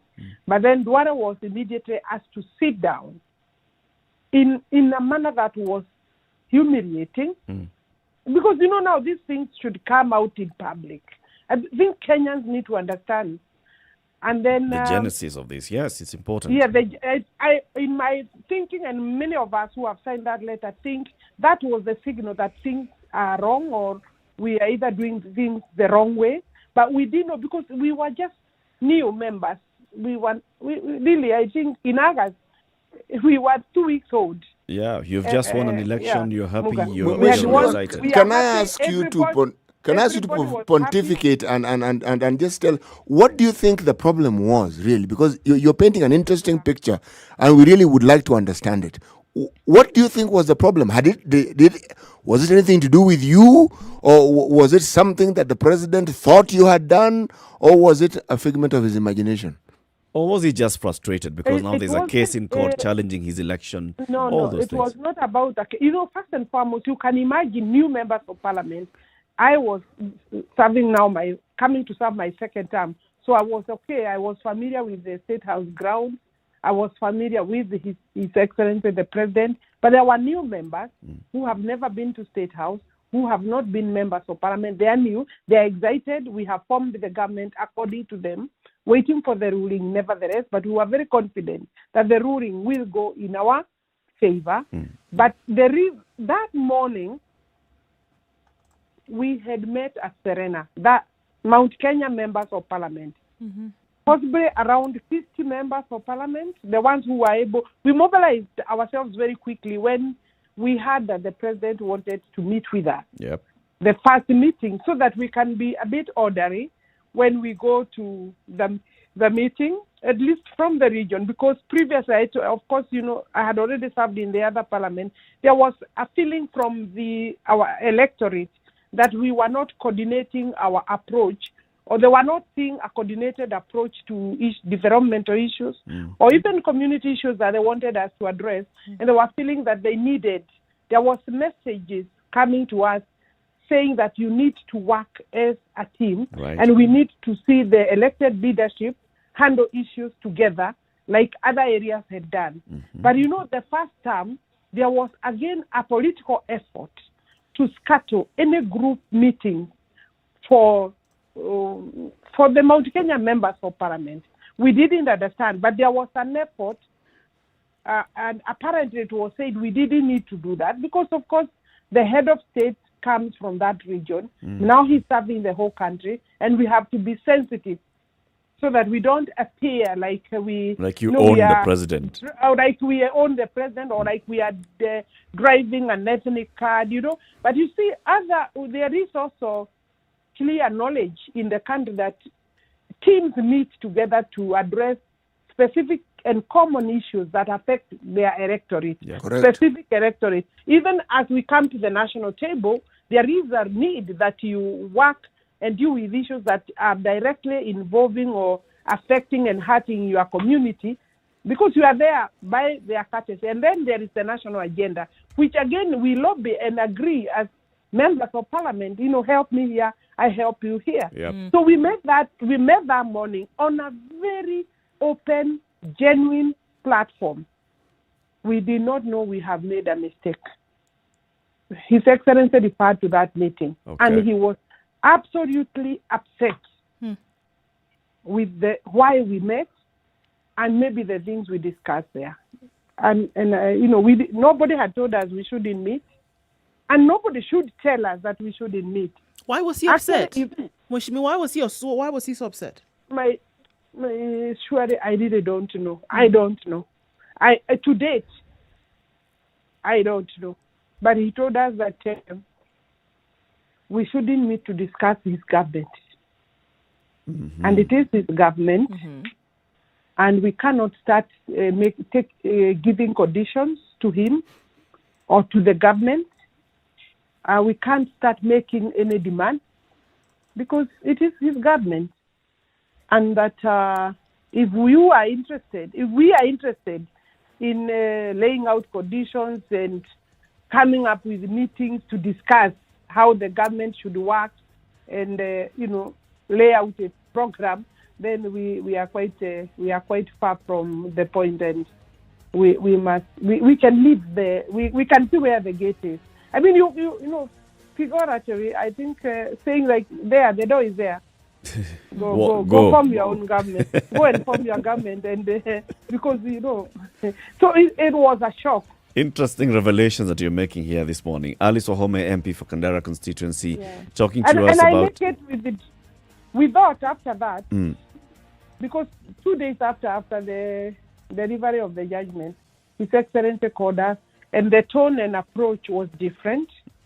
I think there was an attempt to apologize and bring the team together because people left State House. I'm sure he knows very hard. The members of parliament, many of us have never quite understood why that meeting went that way. Let's dig deeper into this and also trying to understand the genesis of this clash between some Mount Kenya leaders and the president, which is leading even to a point where the president is not inviting you to a meeting where he's holding conversations about your region. So this is an interesting conversation and interesting angle that you've introduced here, Alice. Alice Wahome is the MP for Kandara constituency. We're having a conversation with her.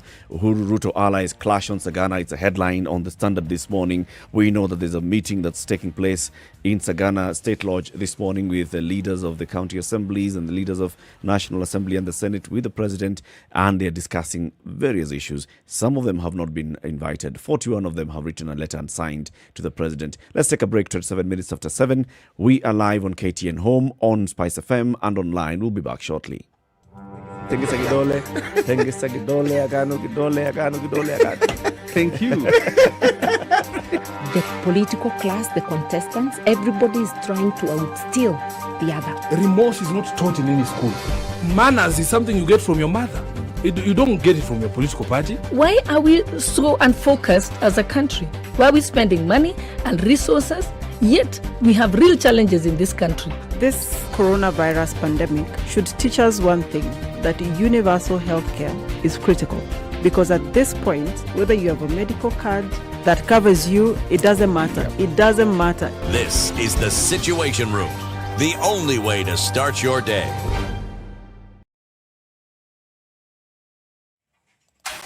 The weather. So what are we looking at Nairobi? Partly sunny conditions at the moment. We'll look at 15 degrees now, going to highs of 28 and lows of 15. Sunny in Nyeri at 11, highs of 26. Highs of 28 in Nakuru at 11, and sunny conditions. It's also sunny in Eldoret at 11. 11 seems to be the magic number today, going to highs of 25. 31 the high in Kisumu, mostly sunny at 18. It's 18 and mostly sunny in Kakamega as well, going to highs of 32 and lows of 14. We're looking at highs of 32 in Mombasa, 25 and mostly cloudy. It's sunny in Malindi at 26. The high will be 30 and lows of 25. Stepping out of Kenya, it's mostly sunny in Kampala at 20. Highs of 29 and lows of 21. Partly sunny conditions in Dar es Salaam at 27, going to highs of 32 and lows of 25. We're looking at now light rain in Johannesburg, and we will see highs of 22 and lows of 16. Lagos at 26 is mostly clear, highs of 34 and lows of 24. And Kinshasa, clear at 24, going to highs of 34 and lows of 24.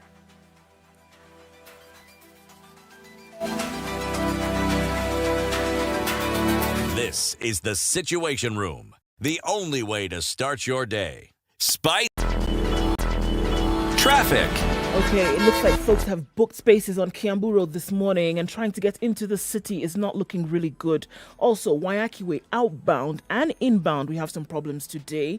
You can use the Red Hill bypass if you're going into the city. If you're going outbound, you might have to just stick on this as you're going out towards Kangemi. Let's take a look at Thika Road. When you're trying to join from Kiambu Road, the situation is bumper to bumper. It's going to take some more time to get out of this one as you then get to the Pangani underpass. Mombasa Road today, as you either have not left by the train. If you're leaving on Mombasa Road from the SGR out, it's going to take some time to get out of this one as well. Royal underpass on Thika Road is blocked. Blocked meaning vehicles everywhere you look. So this one also, if you're headed in that direction, the traffic is bad. It is Friday morning. Getting out of the city also seems like we have some traffic. Spice FMKE, that's how you can get in touch with us on Twitter. Text 40127.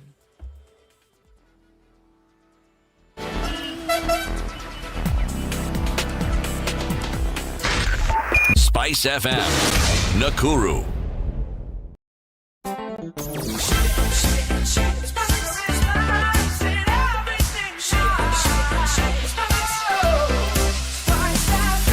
Spice up your life.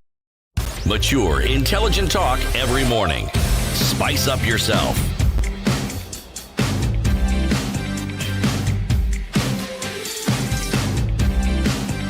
Mornings 7. This is Kenya's biggest 94.4. Situation Room, broadcasting on Spice FM, on KTN Home, online.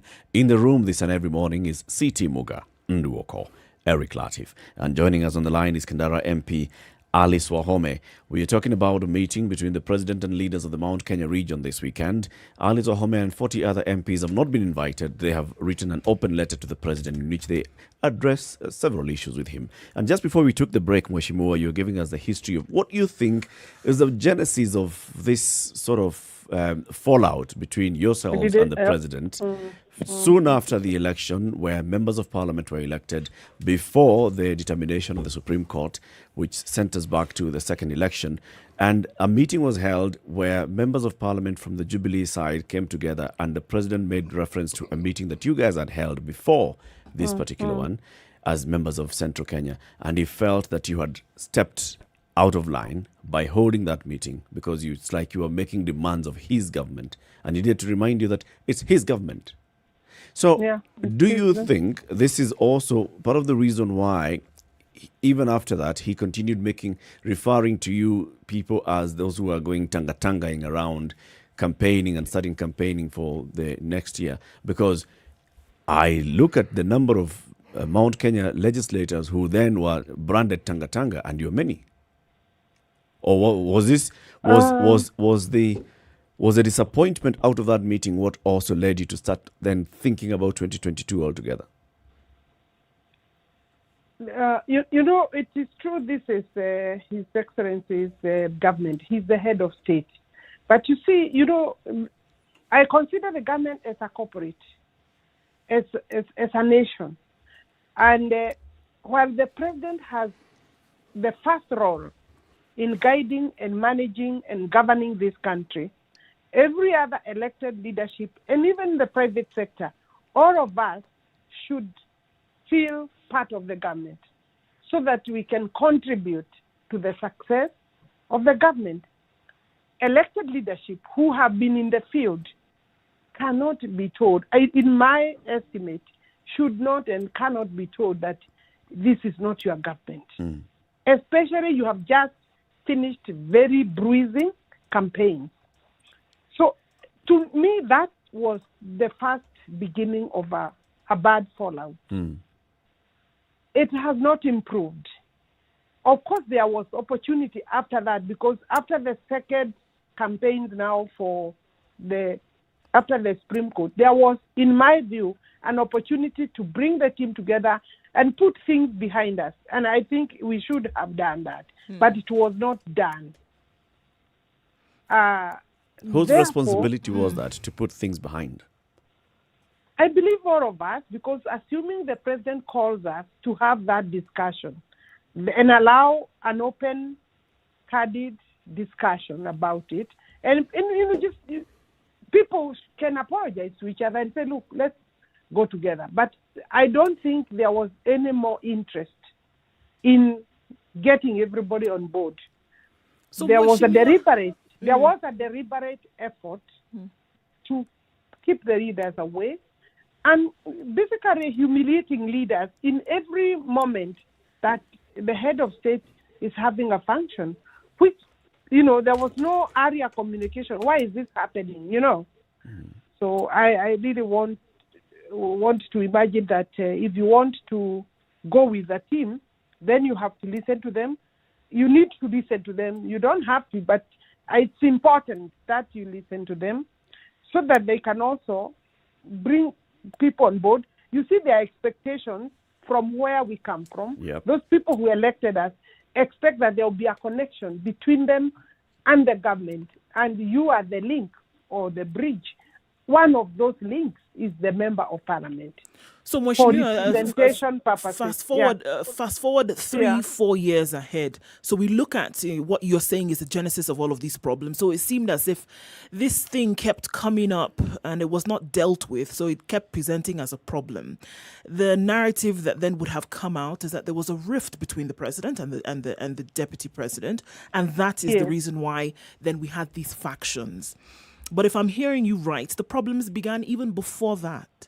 Now, fast forward to today, tomorrow when a meeting is being held and there's certain members who are saying a certain message, would you say that the message you're putting out is from the same problem that you had seen 4 years ago? And is it really that there's no support for BBI in central Kenya, or is the problem amongst the leaders and the presidency? Is that the problem? It became apparent that thereafter it became apparent, at least to me and to many of us, members of parliament, and even members of the county assemblies, that there was a problem between the president and the deputy president. Mm-hmm. But there was no communication to us by either of them, let me say by either of them, that we are having a problem. Mm-hmm. In the relationship, there is an issue. And you see the way we have done the campaign, there was reference and deference to both of them. And there was active participation in mobilizing the voters. Mm-hmm. That this is a team led by the president and assisted by the deputy president. It was cordial, it was good, it was smooth from our observation. Possibly there were issues, but the community, the people who elected us, never saw that. Or they were not told there is a problem. Mm-hmm. But if things were so bad by the first month, the first 2 weeks, it must have been something that we didn't know. And since then, we ought to have been told thereafter, it is human to be upset. And we could forgive being upset by the president on that day. And of course, the pressure, he was also tired from a very bruising campaign. We could have come back and say, okay, look, we are not on it, because we also respect and we hold the president dear. Mm. And we know he needs our support to be able to do some of the things. And of course, to get the people to support his agenda. But our agenda, his agenda is the people's agenda. And we carry the people's agenda also. So if my agenda is not on board, what am I doing there? So if your agenda is not on board with the president, are you saying essentially that the people then who you represent, their agenda also would not be on board? Are you saying that here it could be an opportunity for you to circumvent support and say, look, if you're not listening to me as a leader who supported you, in turn, my people whom I represent directly or indirectly would not support this initiative of the president?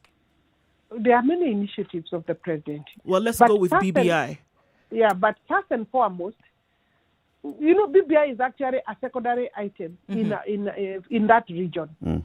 It may not even be a secondary. It may not be an item. Mm. It's being forced on the people. It's honestly being forced on the people. People are feeling very bad about BBI. They have seen the driver of the BBI is His Excellency and the President. One of the reasons why there is rejection of the BBI is the fact that there has been a calculated effort to keep away the Deputy President from the BBI arrangement. Mm. That is one of the things that are annoying the Mount Kenya region. Mm. The second one is that even in running and managing the government, they can see the Deputy President is not part of it or appears to be sidelined, humiliated, and there is an effort to bring other players. And there is good friendship or good chemistry. We have seen the president on stage, public platforms with other leaders, starting with His Excellency. They call him His Excellency. The Right Honorable Raila Odinga. Mm. And the other leaders, whenever he meets Kalonzo, whenever he meets Mudavadi, he's passionate about what they are talking about. He appreciates them. He no longer appears to be working well with his deputy. And it is clear that his lieutenants have also been on the case of the deputy president and undermining that office, which is a constitutional office in the country. And the people, if you want to know, and the public must hear this, people are not happy with that kind of treatment of His Excellency the Deputy President. Of course, there are also people who are not happy with us, possibly, maybe one or two people, a few people, but I can tell you largely that Mount Kenya region wanted this term to be conducted by the president and his deputy. The presence of both is critical and acceptable to them, and they at a point where they even feel the president is far from them, because if their leaders they have elected are not treated nicely, have been insulted, have been kept away from the government, then obviously the people will feel that they are not connected and they are not with the government and they are not there. And the other thing they feel is that they worked very hard. The voters in the Mount Kenya region and other places, not just Mount Kenya, those who supported they sold themselves as a package.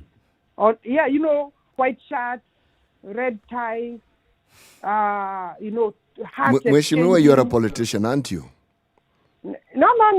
We must stop excusing. No, there's a reason why I'm asking this question and why. We've had you on this show and I've listened to you and I like the way you look at things and I like your perspective. But thank you. Correct me if I'm wrong here.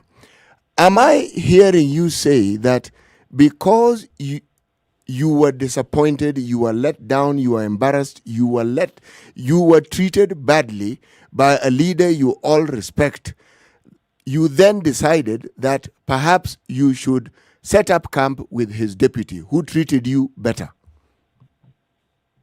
The first time, when we asked His Excellency the President, and in the presence of the Deputy President, in a PG, the first time now, what is the focal point? What is the linkage? Which office shall the political class, for that matter, team of the party or an appearance, what office shall they use to access the presidency? The presidency. His Excellency the President said the political office that he would want us to access the presidency through is the office of the Deputy President. What is wrong with that? We found nothing wrong with that. Well, usually if there's nothing wrong, the wrong doesn't exist, it's a bit difficult to find it. But let me ask you a perspective. This is something that I have heard of. I've heard people say it, that one of the things that happened in the previous election was that there are people who were popular in central Kenya who, and I'm using my words carefully here, but were edged out, and people who were more aligned and easy to manipulate were brought in by the deputy president. Is there really any truth to this? Every loser in an election looks for an excuse. A few may have been rigged. I don't know. If they say so. Even in my own constituency, my opponents say they were rigged by me. I can tell you that is nonsense. Because I have never known how to rig, actually. And I have been rigged before also. I have said before I have also been rigged. So maybe even when I was also saying I was rigged, they also felt that I was speaking nonsense. But the point is, many political leaders, when they lose at nomination level, they look for excuses. In my constituency, for example, I was very far because I was given close to 29,000 votes for nomination. And some people tended to now then want to say the deputy president's hand was involved. How would the deputy president's hand be involved without the knowledge of the president? Wouldn't the president then have intervened? Because he's the party leader. Even the certificates to be signed, actually, there was a mechanism. There was a way that the custody of the nomination certificates was under the president. So for you to be forwarded for the signing of the nomination certificate, the president was aware. Is it possible that this is where the genesis of their mistrust then would come in?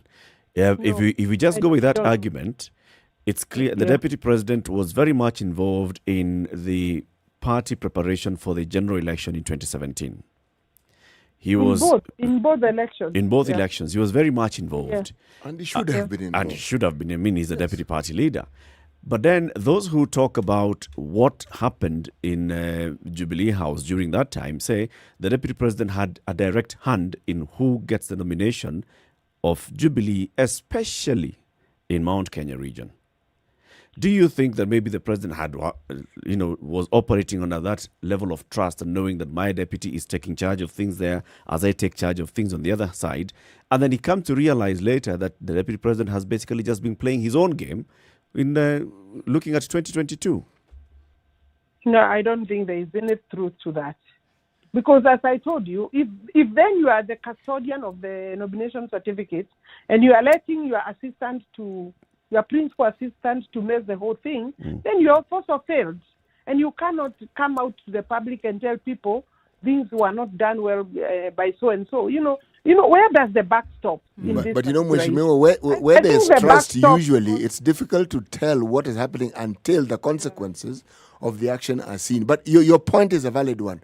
What we're looking at here is just perspectives and possibilities. Right. So frankly speaking, maybe 99% or 90% of the members that were elected in the nominations under our party, I honestly think that they were strong candidates and they deserved to be nominated. Okay, and they got elected directly by the people anyway. And even today, and they got elected by the people thereafter. And even some of the people who lost went to independent. You know, there is a lot of mange game there. There is a way you can go there to the RPP, remove your name. Because when you take a party ticket, then after that you are not supposed to be eligible. From You should be back. You are not supposed to go for independence to do what? I mean, it doesn't happen like that. It shouldn't happen like that. Yeah, but anyway, the point is, they even looked for other routes and they found themselves in the ballot. They were not elected. Let's look at what would essentially happen. So there is a question I actually didn't answer you to. Go ahead. Yes. Could that be part of the reason why the BBI is not popular? Or exactly today, BBI is not popular. I think it is a combination of all these things, and the manner in which the BBI was actually introduced to the country. Not just, the BBI is unpopular elsewhere also, and people have been wondering what is the problem. The minute you exclude, because you are talking about inclusion, BBI is heavily, biased on inclusion. It has a bias for inclusion. It wants to use that inclusivity as a very key aspect of BBI. And therefore, when then apparently there are people complaining and saying we are not in it, why can't you look for a way of having a conversation? Because, you're talking about a good subject, like, inclusivity, like patriotism, like maybe a new character for the country, or unity, peace and unity of the country. Why can't you listen to those voices and have an open discussion? The way we have done the constitution making before is allowing all these people to speak and say their thing, and then bring them at table. And sometimes maybe even what they're asking is unreasonable. But, when you come to table, you drop this and I drop this, and then we can have, there is a meeting point. And there is a lot of talk about win-win. Why do you want the whole of this team, say like 41 members of parliament, and you dismiss them, but I can say we have contributed a lot. So what if this dismissal, as you call it, what if this dismissal, as you call it, continues? So come tomorrow, Sagana happens, and then in the following weeks, things remain as they were. What happens? Because this would not be the first time that you've made your sentiments known to the president, to the country. It's not the first time. So now coming together and speaking specifically about what he's going to do tomorrow in this meeting that he's going to have. So it's greeted with silence. What happens thereafter, and how does it then change, if anything, the dynamics of going forward politically? You see, as we are doing that meeting, there are things that community who is going there are expecting that the president will address. the economic decline is one of the expectations they have. Even as we are out, no problem, but they expect things like tea pricing, production and pricing, marketing be addressed immediately. Farmers are asking for money in their pocket. You know, selling your tea at 25 shillings a kilo to date, you know, and even at the end of it, or maybe around the bonus comes at 15 shillings, 16 shillings a kilo. These are the things that are annoying people and saying, you promised you'll make a difference. Then the tea conversation, the tea bill is out with Munya there. And you know, when they say that the BBI is popular, you know, Munya has come to my constituency. Actually, he's going round with the COVID bill. I just want to give an example. In my constituency, they planned 2 meetings. Nobody called me for that meeting. My DCC is supposed to send me a message, or at least the county commissioner, whichever, you know, that the minister is visiting Kandara constituency, and the subject is ABCD. I see a message being circulated by another member of parliament. That is not the right protocol.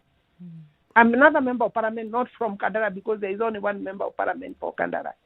So, of course, then, therefore, because we are talking about development and a very key subject, that is coffee bill, I attend the meeting, and I'll be obviously the MC for the political team that have accompanied the minister. And when the deputy governor tries to address the subject of the BBI in an area where is his home area, he shouted down in a very embarrassing and surprising manner, without any arrangement by anybody, you know, because you can see it was spontaneous, and you know they had listened to him on the coffee. But the minute he said, but there's also the BBI that is coming, he was told no, we are not interested. But is Let it us spontaneous? There's something that I really need to ask here. I mean, to be fair to the president, coffee, tea, these are agricultural products. And they are subject to the vagaries of the international market, to the weather. How can the president be blamed for what happens to the tea market? I mean, surely, if you look at the tea market the world over, it has changed because there are new entrants into the market. So our tea cannot actually fetch what it fetched before. It's just a simple reality. How does the president get blamed for that? You know, you should ask me what Munya said during the coffee. All right. Let me ask you then, Mheshimiwa, what did Munya say? The government position from Munya is that we can have a better price. Coffee. We can have better price for coffee. In fact, right now, most farmers are getting between 35 and 46 shillings per kilo. But there is the new, KPCU, he's now saying he's on it, he's working, and they are offering better pricing, and he's recommending farmers to forget about all these other, initially we were saying monopoly is a problem because KPCU had the monopoly. And they are now the coffee, the Vika coffee mill, the Jui Kahawa Bora or Bora something, all these other mirrors, and they are selling. They are offering half of what now the new KPCU is offering. And he says in the management there is a lot of loss there. There is also insecurity for coffee. And there is auction players who take a lot of money at the auction, So there are areas that we can work on and double what the farmer is getting for a start. The tea industry is the same. So we have supported the tea industry now, and we have regulations going on. KTDA is in court, and it's using a lot of money, farmers' money, to fight the same farmers, and using our judiciary, by the way. So the point is, there is a possibility, and a very high possibility, that we can fix some of these things. And you can make Don't more tell money. me But that, then also, and we can make more money. In fairness, then, Mheshimiwa, we are willing to support the president. In fairness, we are willing to support the president. And the But he president doesn't has taken steps to address the concerns of the farmer in Mount Kenya. There's a tea bill, there's a tea act now that has already been passed and sent it to. Somehow There's a coffee issue that is being addressed. There's a Miraa issue that has been addressed. All these have been addressed. There is sourcing for markets for avocado in other parts of the country, of the world. these concerns are being addressed. We have 17 months. Mm-hmm. There has been the effort we have put in BBI rallies, the money we have put in there, going to the country and calling very small, funny meetings where people are preaching ethnicity in our region. And I think elsewhere, people have been, and they are using the chiefs. When you say preaching ethnicity, Mweshime, what do you mean?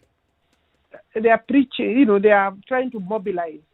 The language, we have clips where they are coming there trying to smear the presidency. Because the minute you smear the deputy president, you smear and you undermine the presidency. Mweshimiwa, sorry, I know I've got to ask you this question because we're looking at all of these things which seem to be perennial problems in this region, whether it's tea prices, coffees, farming, sourcing of markets. They didn't start with the BBI talk. Why have these issues not been addressed before? It would seem as if now attention is being paid on these issues to make it seem as if the BBI is circumventing all of this. They're being pegged and they're being pegged to the BBI, but they have been problems that existed before talk of BBI came. Why was attention not given to them before? Because the attention the BBI has received is kind of almost, the BBI's approach is force, is mercenary, is you must, there is no persuasion. The language is you must take it. If you don't take it, if you criticize it, if you oppose it, you are not a good person, or you are disrespecting the president, you are not supporting the president. That kind of language cannot fail. Tell me why it is good. Show me why it should get priority before we can deal with coffee, tea, sugar, maize, pyrethrum, mira. What I'm saying, and you must agree, the conversation in the air, in the country, is BBI and referendum. Right now, if you ask even a small kid, they will talk about referendum, reggae, and BBI. They will not. They don't know. Some people don't know there is even a conversation about coffee bill. Most people don't know. And you see, politics tend to favor a conversation, isn't it? True. And also in effect, in fact, we need to disinfect the country of the politics. But they actually, politics has a way of swaying the people and making people forget about some subject. Because, politicians will always hog the limelight and sort of appear to be the ones who are driving the agenda. There's drama, there is all these convoys. And letters. And then the media, it's like waiting to release it actually the media takes a big... Alice Wahome, thank you very much for speaking to us today. We'll be following up on what happens in Sagana, and we'll also be speaking to your colleagues who've been invited to Sagana to hear what they think of this, what they think of your exclusion from this meeting. Asante sana. We'll be speaking to you soon. Mheshimiwa Alice Wahome, the MP for Kandara constituency. Have a great day. Thank you very much. Thank you, Mheshimiwa. Asante sana. Enjoy. All right, keep it right here. This is Kenya's biggest conversation, The Situation Room, broadcasting on Spice FM, on KTN Home and online. We have been talking about this fallout that appears to be happening between some members of parliament in Mount Kenya and the president. They have not been invited to this meeting in Sagana. It's being billed as Sagana 3, but the president will be meeting with MCAs and MPs from the region. We'll hear what those that are attending it will be telling us. Good morning. Keep it right here. In the next hour, we talk about the cost of energy, especially the cost of electricity in the country. Is it so high? The government will tell you no. Consumers will tell you it is. It's now 8 o'clock.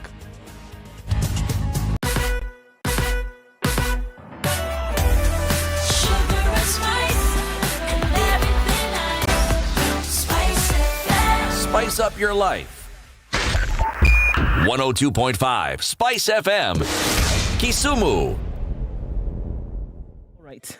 Very, very many lanes on Kiambu Road this morning, trying to get to the Thika Superhighway, very slow. And people are overlapping, doing all other kinds of crazy business on the roads. And what does this equate to? Traffic, and a lot of it. We're looking at traffic on Mombasa Road, coming off of Thika Road. There is traffic. Coming out of Westlands into the CBD, out of Westlands going west, there's a lot of traffic here. James Gishuru, as you try to turn off and into that, also slowing down considerably. The bypasses will help out this morning. They are longer, yes, we understand. However, they will keep you out of traffic. So try and use those if you can, won't you? Looking into Mombasa, let's look into Mombasa town, where traffic building into town is quite something, but phases off without too much of an issue. Going into Nakuru, into town, there is some traffic getting into the city, and then out west, there is quite some, but out of the town, it eases off and you should be all right. Let's look at and see what it looks like in about half hour or so. It is Friday. Lots of folks traveling out of the city. Let's try and keep safe, shall we? Spice FMKE on Twitter. That's how to keep in touch, and text us well on 40127.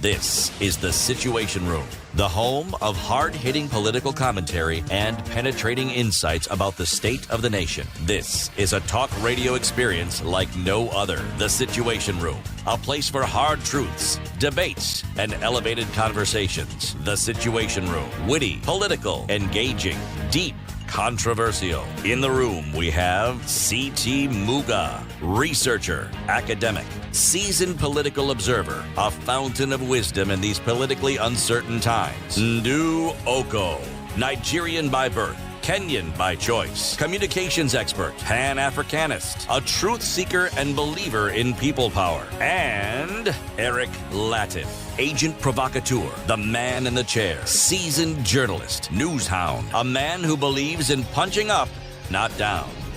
This is The Situation Room, the only way to start your day. These conversations happen every weekday morning, 6 a.m. to 10 a.m., and we begin every new hour with the day's proverb. The monkey that tries to see the hunter clearly collects bullets in its eyes. The monkey that tries to see the hunter clearly collects bullets in its eyes. You can throw in arrows if you wish, but it will certainly, definitely come to harm. Collect the weapon, the hunter's weapon. Yes. That is what is going to happen. Okay, so let's talk about cost of energy. All right. We've had this conversation many times before. Even yesterday we had this yesterday we were having this whole conversation and asking ourselves, so how much are we paying for energy? Why are we seeing our large industrial consumers also complaining about the cost of energy? Have we seen organizations or industries shutting down, complaining about the cost of energy? Have we seen Kenya Power, a monopoly on the distribution of energy to consumers, complaining about its income and revenues? Have we seen KenGen, that is one of the generators in the country, boasting of making a grand profit? So what's happening? And we've also known that the government has come in with this great focus in the last couple of years on increasing electricity access across the country. That's one of the things that Jubilee government will boast of. Every time it asks them, so what have you guys done? Look at the number of households interconnected with electricity, X number of. In the next financial budget, that is one of the key planks that that the government wants to fund in the 2021-2022 financial year, according to the budget statement that has been taken to Parliament. So it's still a focus. We want to see as many people connected to the grid as possible. And they are right. But credit should actually be placed, in my opinion, circumspectly. It's like with infrastructure. They are to be lauded. But it's a continuum of the government that was there before them. What they have done is something many governments on this continent don't do. If there was a project started by the predecessor, it is stalled, okay? Yeah. But they have continued these projects, and that is kudos to them. However, we have to reduce that kudos because when it comes to the cost of electricity, there are so many conflicting stories you hear. We produce more electricity than we need. Okay, we hear it, all right. Other people tell you that the producers of electricity, there are some whose cost of production is higher than others. And yet it appears that Kenya Power seems to get or likes sourcing its power from those who produce it expensively. So in turn, pass on the expense. And the question, of course, you have to ask is, but if there is cheap electricity, why don't you go for that one? Then someone tells you, it's in the contracting. You see, Some of them may not even produce power right now as we speak, but the contract is such that they still have to be paid. So essentially, the entire cost keeps going up. Which is which? The net result and the great equalizer, the consumer still ends up paying more. I think the biggest issue here is the lack of proper information. So we have all these. One thing that you know is how much you're paying. Oh, that you know. Now, how much the Kenya Power has sourced it for? How much you? What the details of this of the bill? That's the issue, and that's why we have our guest in the studio this morning. He's the executive director of the Electricity Consumer Society of Kenya, Isaac Ndereva. Thank you very much for joining us. Karibu to the Situation Room. Yeah, thank you very much. So, Electricity Consumer Society of Kenya. Yeah. Does that include City? Yes, it includes him.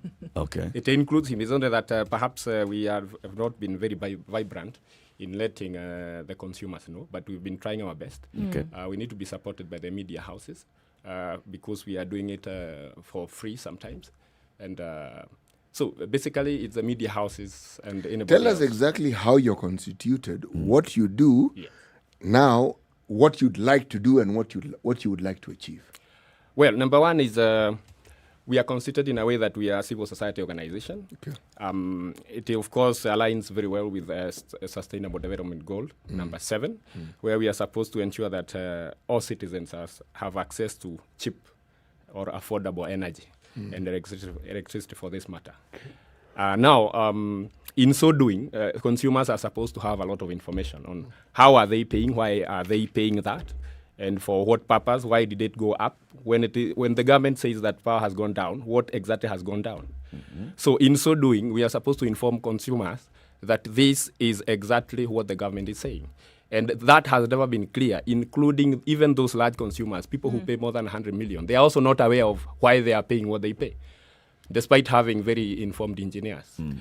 And so our organization is supposed to ensure that they have that information, which makes them well informed, so that in case of a public participation, they are aware of what issues to bring out. How old is the organization, the Society of Kenya?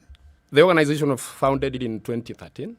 It has its chairman, Antipas Nyambok, and the Secretary General, Joshua Gwara. I'm the executive director. When you had Apollo Mboya going to court because of a certain issue in 2018, it was the same organization. Yeah. Okay. Yes.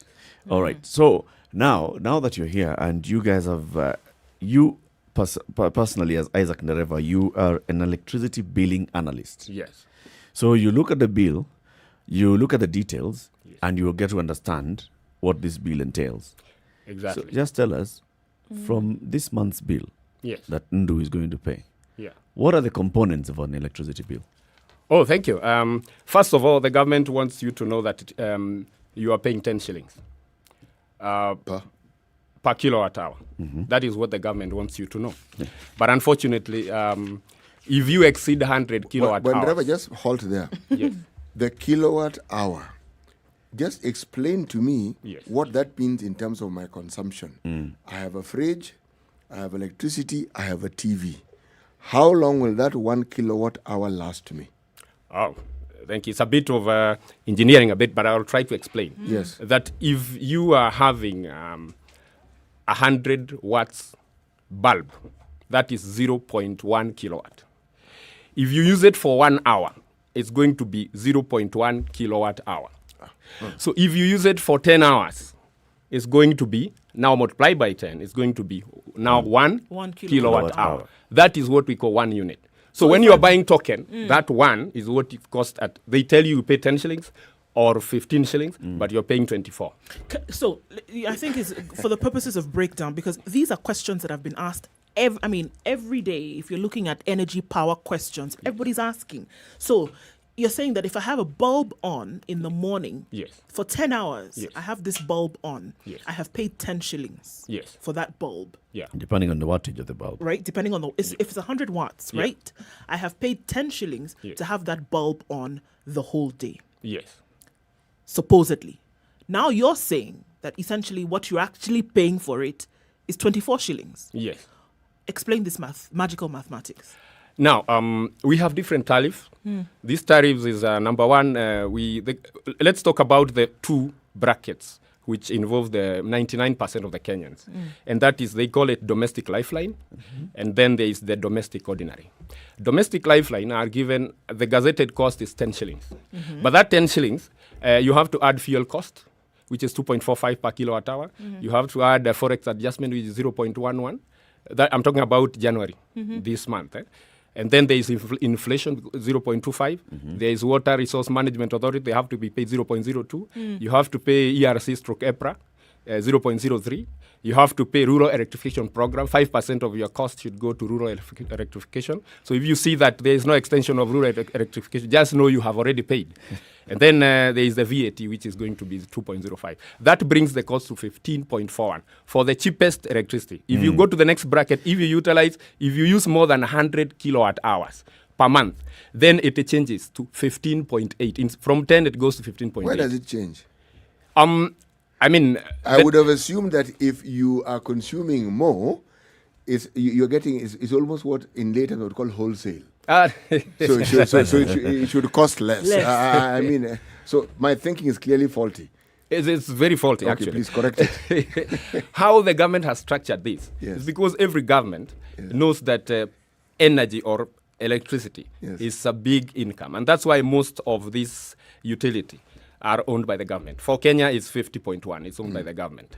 And you'll find that when the government noted that, the promise by the Jubilee was that we are going to make power cheap. And actually, they decided to do that. But remember, in 2016, Kenya was number 7 in Africa in the cost of electricity, with Liberia and the rest being number 1, 2, 3, and Kenya was 7. 1, 2, as in they produce the most power? No, the most expensive. Power. The most expensive was Liberia, Sierra Leone, Ghana, Senegal, Rwanda, Uganda, and then Kenya. Then Kenya tried, as the government said this, trying to make the power cheaper. In 2016, it was number 3. Actually, that was in 2016. Yes. In 2019, it was number 3. It was only beaten by Cape Verde and Mali. It came to 23.48. Meaning we were deteriorating. Yes. And then in 2020, I think we are number 2. Because Mali was 23.87 and we are doing at 24.06. This is analysis done by their society or by another No, it's international. It's normally founded in most of the researchers. They put it in a global. Right. It's called global oil prices, and that's where you'll find the price of electricity. There's something you mentioned here which I want to query. Yes. The fluctuation of foreign exchange. Yes. How on earth does that come in? Well, and as I was trying to say is that the government noted that it is only in electricity where you'll not find people complaining because they don't know. Number 1, in 2013, we are 25% electricity connectivity in the country. Right now, we are at 75%. So we have increased by 50%. And as a result, the last mile connectivity is what has introduced people who will not care about how much they are charged or what they are doing. Yeah. And as a result, the government have always been imposing what it wants to do there. Remember in 2018 August, it brought down the power from, it is said it brought power down from 23.68.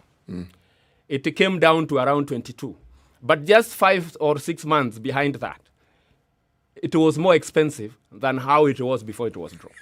Yet even today, we still believe that power was dropped in August 2018. What are the components that have gone up? Number one of the components that keep on going up is fuel cost, because we tend to believe that every time that we generate power using diesel, we are supposed to be charged directly. And so we are now running at around 2.4 shillings, and that is capacity charge, so that we also pay them when they are on standby. It doesn't mean that when they generate is only when we pay them. Even, we are paying them for being on standby. So the list has always been 2.4 shillings per kilowatt hour. And that's why we are campaigning that those diesel generators should be removed from the national grid, and then we depend on anything else. The highest has been 5.35, and that was, I think, in April of a certain date there. It was 5.35 in March 2018. And you can imagine now, why wouldn't the government try to, instead of diesel generators, can we put solar or something like that? Mr. Ndereva, so you've mentioned diesel. Yes. That's a fuel which we import. Yes. Is that where now the foreign exchange issues come in? Yeah, number one is the forex exchange. Why? Because I need to understand how. One is that some of these issues are still not clear. Because you can see there are inflation and forex. Inflation, I understand. And it's the forex I don't inflation understand. every Forex month. is because of the fluctuation of the dollar when they are buying the fuel. bulk fuel. That's why they keep on imposing that direction. Yeah, but that one, that's a bit tricky. Why am I using the word tricky? When you buy oil in bulk, Yes. that wholesale concept that I erroneously introduced into electricity early on, surely there is an understanding that this is what we are going to buy at this price over a period of time. How does that argument hold sway at a time when the cost of oil is almost zero rated? How is it? Yes. But you've bought this thing in dollars. Even and if, you're selling even, power even, in shillings. Even we bought it in heavenly cryptocurrency. There's conversion. Yes, but oil right now Yeah. doesn't cost, in fact, it costs next to nothing in reality. How do you still use that same explanation about the fluctuating cost? It ought to fluctuate downwards if it's fluctuating, but ours doesn't. Does it ever do this? It keeps on. They keep on setting in 6 months. Some of these costs, like inflation and forex, other things like fuel, keep on fluctuating monthly. So you will never know what is the price of power. So basically, there's a lot of ambiguity. Yes. In how the billing happens. Exactly. Yes. And we normally pay costs that we are not aware in three ways. Mm-hmm. Number one, in ordinary Kenyans, remember. The domestic consumers, I always have calculated power. As a society, we have established that Kenya Power normally bags 25.5 billion Kenya shillings per month. How much? Because 25.5 billion. Billion. And that is the least. Billion. Okay. Yes. Okay. Why? Because we have about 7 million users. 7 million, and they are increasing. Mm-hmm. And we are not saying they are making more money, because the more they are increasing the users, some of them, they are taking transformers to some remote areas where those transformers cannot pay back. And that's why you see Kenya Power is making a loss. Because number one, they are taking transformers which serve like 10 people in rural setup. And those 10 people, the total amount of bill, like for example, it's 100 per homestead. Yeah. Of course, a transformer cannot serve more than a certain number of people. Beyond a certain radius area. as well. Yeah, yes. And in rural setup, you'll find that you cannot find 10 families around 600 meters. They are far So as a flung. result, you'll find 5 or something. Now, those 5, maybe they are paying 100 shillings per month. So that is 500. Yeah. Now, that transformer was about 5 million in setting up and all that. Yeah. Now, that will mean that it might take about 400 years to pay back that transformer. I'm glad you brought in the topic, but how do we compute the cost of this transformer? And if it is as costly as you assume, are those the only transformers that can do that job, and must they cost that amount? When we have the issue of a company that is almost monopoly. Not almost. Yeah. Of course, it's almost, because there is a law that says that we can introduce other. Really? Yeah. There is a law that came up in 2019. So but you can now do that your own law, solar in your own home and not get power from Kenya Power. You don't have to use Kenya Power. Actually, where I'm getting to, you will find that behind many of these solar companies is the oil companies that actually own them. But carry on, you were saying something? that's what I was saying. That Kenya Power, of course, we have said anybody else who can supply power and come up with their own grid can just do that. We will not say Kenya Power is a monopoly. But as a result of Kenya Power having the way leave, also acquired by the government and all that, it's going to be very difficult for any other company to come and put its own transmission lines. Yeah. You know, so it's going to be we actually think this is new, but in the onset, the early days of colonialism in this country, within the tea industry, like in Kericho, many of those companies actually produced their own power and even sold it to the national grid. I was just mentioning as a by the way. They are making it sound as though this is something new. It isn't. The problem is selling it to that grid is a bit tricky. Yeah. Maybe you'll come and explain to us, why is it not easy to sell? Because you say you can produce your own power, but can you sell it? They'll tell you can.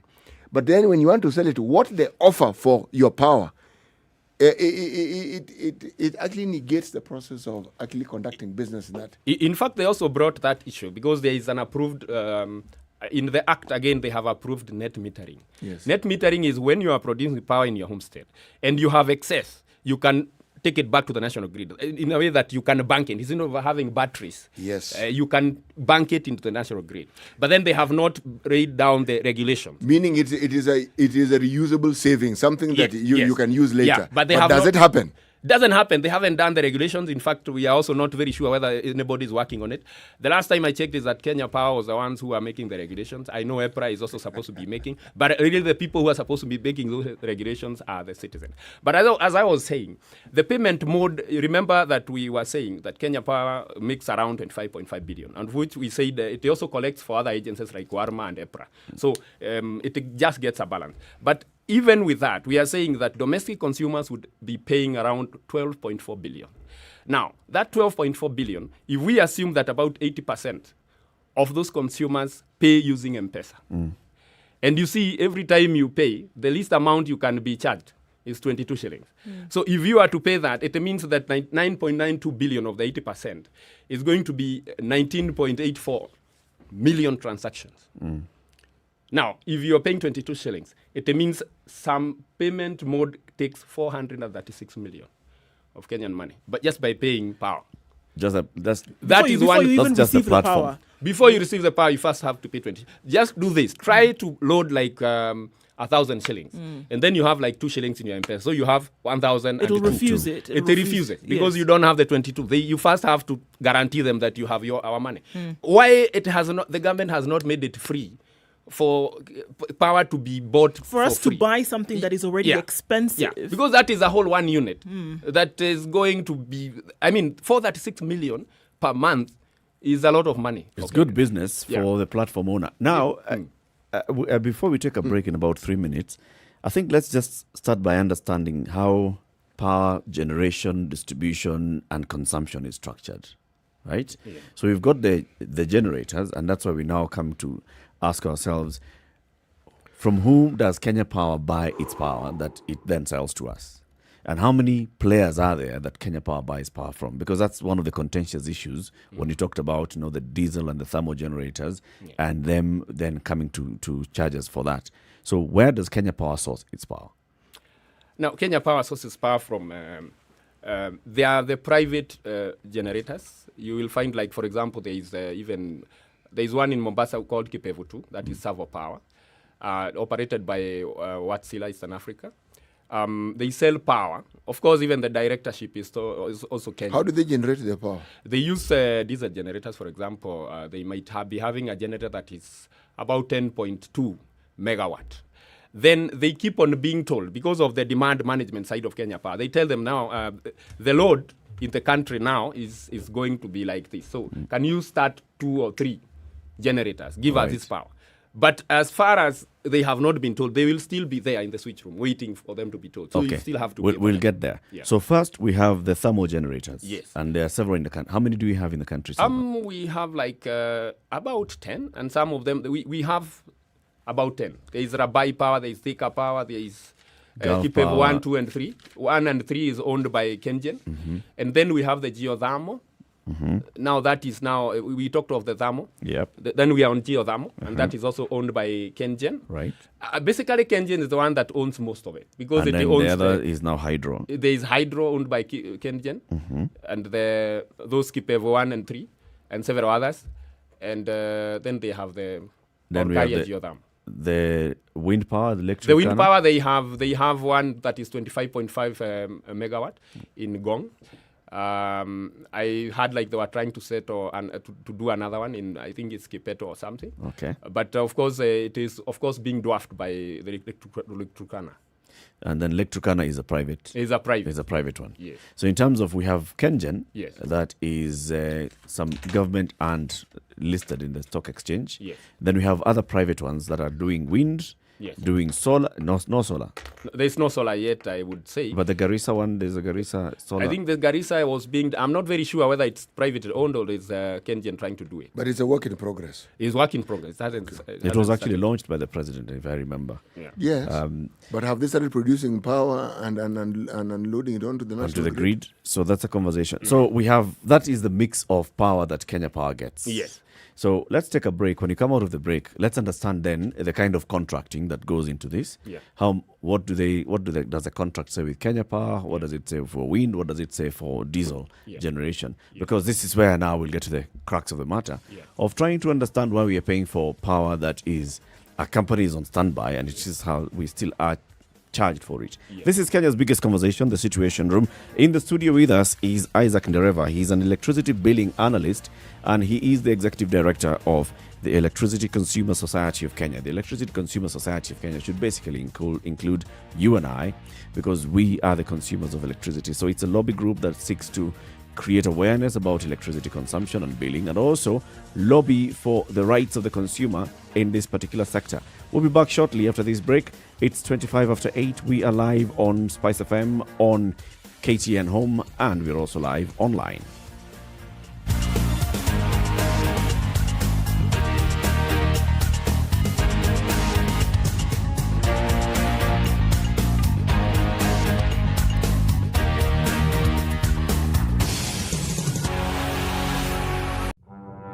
Have you seen them? Am I lying? Yes, it's a very nice outfit, I must say. Good Thank job. you. Asante sana. The compliment is well received. Good morning and thank you. Everyone in Wasingishu was asking me what channel is Spice FM. 96.7. Tell them that, right? Yes, now they know. Thank you. It's a pleasure to be here. Pleasure to have you. you. What a beautiful studio, my friend. I've been to other radio stations, but I've never seen anything like this. Thank you, and it's very nice to be in a modern studio. Absolutely brilliant. And I have to say, the weather with Spice FM. All right, so partly sunny conditions in Nairobi this morning at 15 degrees, highs of 28 and lows of 15 today. There's a chance of rain, but later on in the day, 16 degrees and sunny in Nyeri, highs of 26 and lows of 11. We're looking at highs of 28 in Nakuru today, sunny at 16 at the moment. 11 degrees in Eldoret, going to highs of 25 and lows of 12. It's sunny in Kisumu at 18. 31 will be the high and then lows of 20. Also looking at sunny conditions in Kakamega, highs of 32 and lows of 14. 32 will also be the high in Mombasa, where it's mostly sunny at 25 at the moment. It's also sunny in Malindi at 28, going to highs of 30.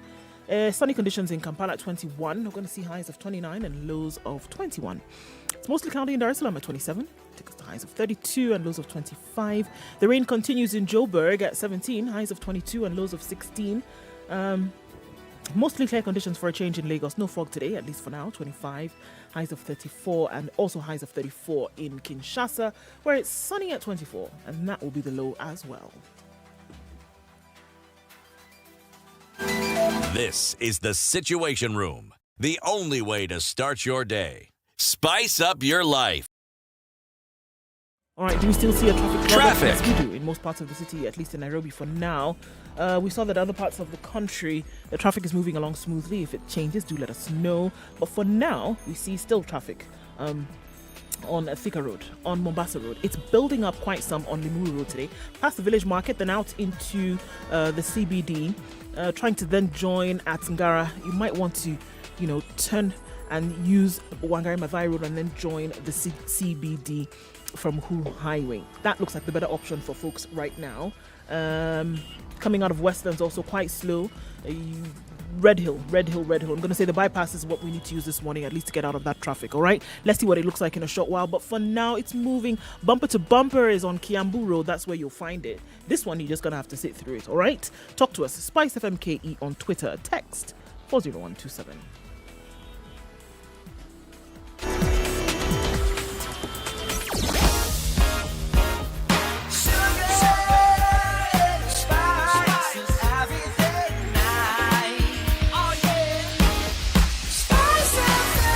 Spice up your life.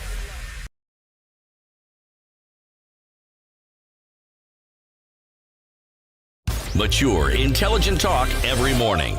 Spice up yourself.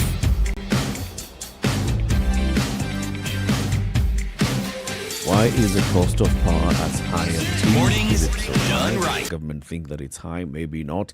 We are getting to understand this from an electricity billing analyst who is also the executive director of the Electricity Consumer Society of Kenya, Isaac Ndereva, who's with us in the studio.